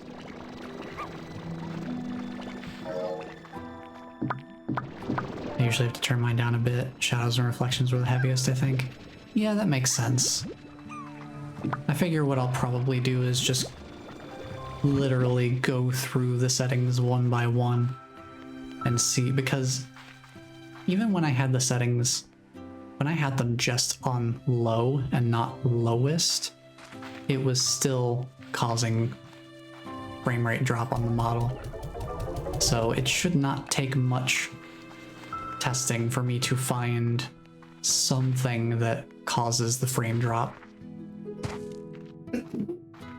Gesundheit.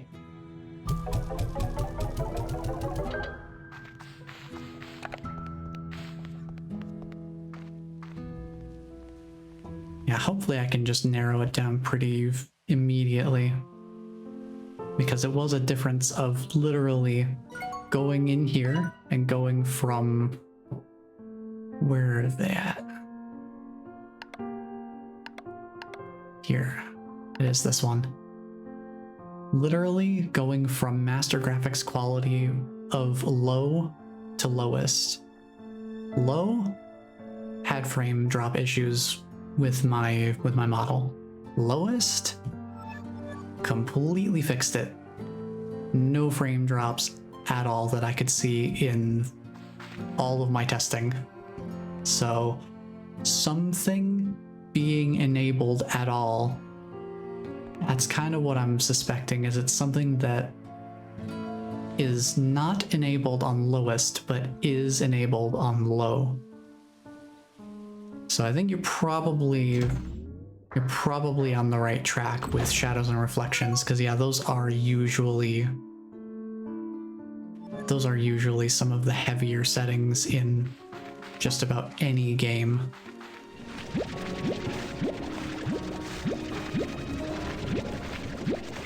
Yeah, I'll start doing some testing tonight once I'm done with dinner, because I am curious.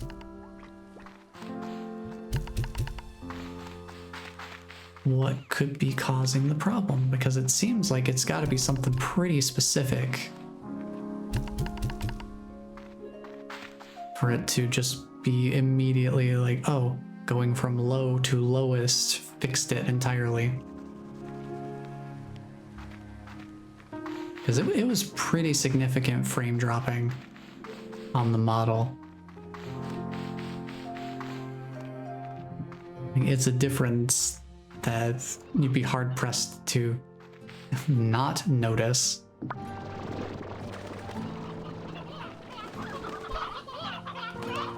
Are we all doing good here? All good? Seems good. If I wanted to go really crazy with it, I could build another coop. But I think just the one should be fine. It just needs a large enough population. That'll just take some time. But if there's one thing we've got, it's time. Because we have a lot of other things we're working on in tandem with that. So that shouldn't be a problem at all. At the very least, we won't have to worry about it right now. But that will be where I call it for today. So I'm gonna do some testing tonight and possibly more if it seems like I need to try and figure out which graphic settings could be causing the VTuber model frame drop. Hopefully it'll be pretty straightforward to find, and then I can just mess around with settings other than that one and see how far up I can reasonably push them without causing too much undue strain on the computer. Because I know some people had issues with graphics settings in this game, just trying to run this on lower end machines. Some people had real problems with it.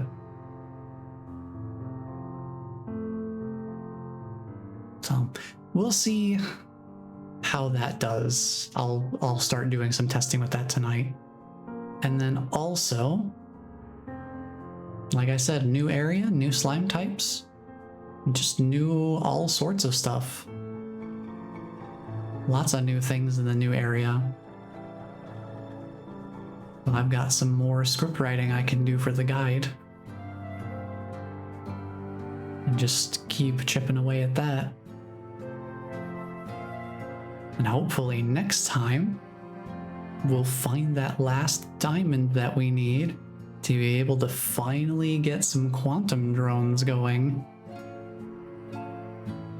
I've been waiting so long for these drones to come back. I want them so bad. It's driving me mad, you might say. My new gaming laptop handles it well, but man, my old PC couldn't even start it up. That is fair. This game does seem like they took a step up with the graphical fidelity of it. If nothing else, you could definitely feel it in the performance that it requires compared to the original game. I haven't really done a side-by-side comparison, especially not recently. So I'd have to go back and see how much different it looks in terms of detail and stuff like that. I think the main thing I noticed the most in terms of what they changed visually between the first and the second game is that the slimes are definitely a lot more, well, to use one of Monami Park's favorite words, wiggly. They just have a lot more fluidity to them. They're not quite as rigid in their animations. They have a little bit more physics to them. I think it works really well. It makes them feel a lot more like slimes, I guess. But yeah, I'll do some graphics settings testing tonight and see if I can't narrow down what could be causing the frame issue. Exactly. If you look in the background of when I've been running around, sometimes you'll see some little splatters where the slimes have been jumping around and running into walls and things like that. They do leave some little markings behind, which is fun. Yeah, I'll do some graphics testing tonight, see if I can't narrow that down. I've got a lot of treasure pod spots to mark on my personal map, so that'll probably keep me busy for a little while. And then we've done some more exploration, so now I can do a little bit more little bit more rough draft script writing for my guide that I'm working on. So that will be it for me for today. Thank you all for being here and hanging out.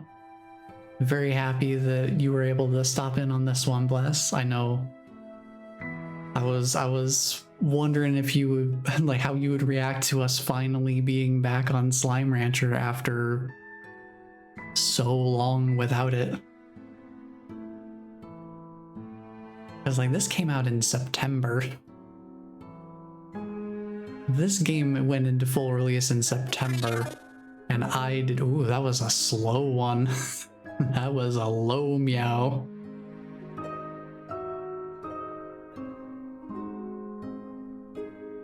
Yeah, we had Silk Song to work through, and boy, there was a lot. There was a lot to chew on there. I'm still playing Silk Song on my own time pretty regularly, so that hasn't gone anywhere yet. And probably still won't for, gosh, at least another couple weeks of my own personal game time, if not longer. It's a good game. They made it good. They made it really good.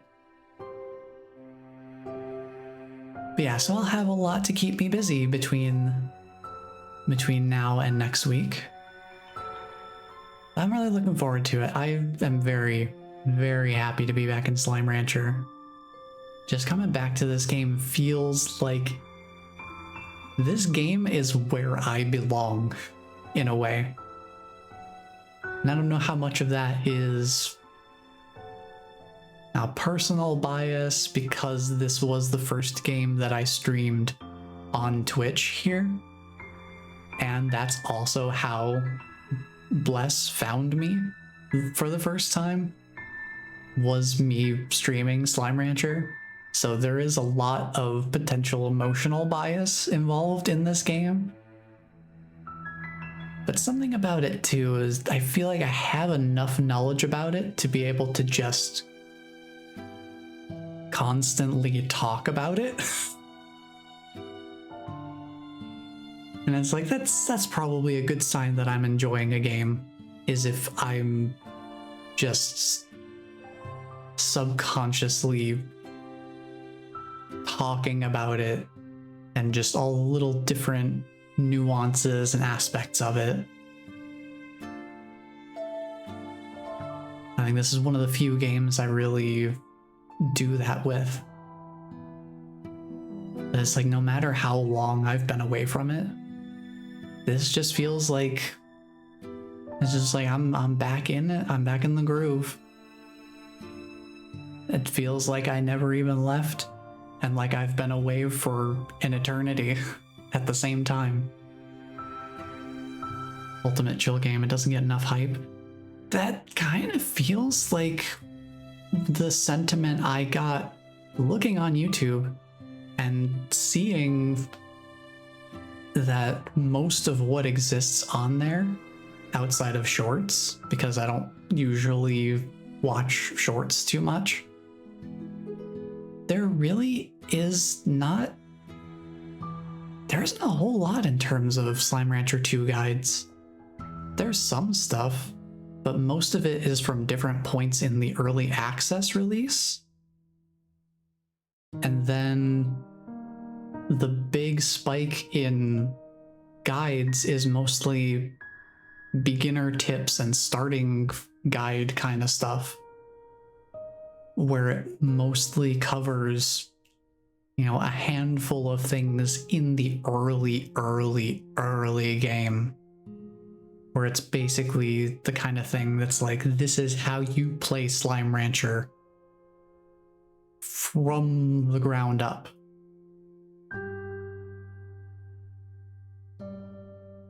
So I feel like there's a lot of potential for me to really channel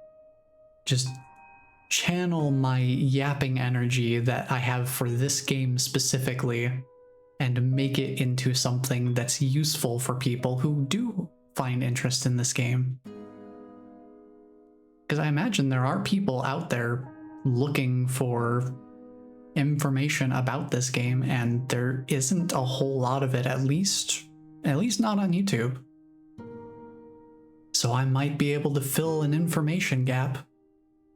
And it's something that I'm really, really excited and interested in actually doing. So I'm really looking forward to doing more work on the guide. And it'll also give me a chance to experiment with doing some content in a style that I normally don't. Like I'm pretty much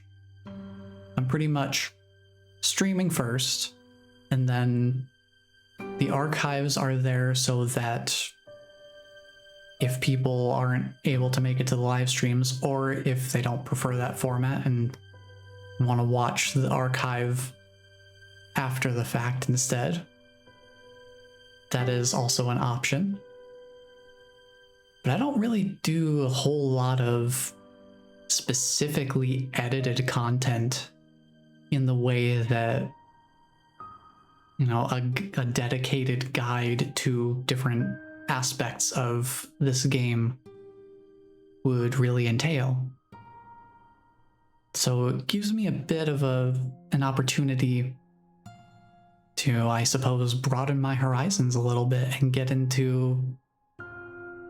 little bit more of like the editing experience, doing something that's a little bit more constructed, I guess, and not as free-flowing as a live stream tends to be. Just a lot of interesting things around it, and I think it'll be a really exciting time for me, at the very least. Hopefully for you guys too. It's like, I love this game. It's a lot of fun. I do enjoy talking about it. I don't know how much I've made that obvious by me playing. Gosh, the first stream, last week's stream of this, I felt like I was covering so many different concepts, just one after the other after the other. And that's what kind of got me thinking to like, maybe I should make a guide for this. For multiple reasons. I'm not gonna keep, rehashing the same points over and over. I do need to give my voice a little bit of rest here, because I can feel the strain starting to set in.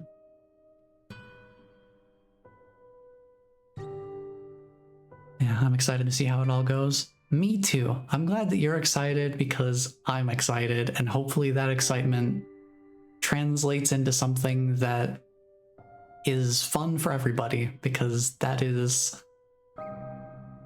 the least I could hope to achieve, is to be able to share the excitement that I have with other people and be able to also potentially educate at the same time.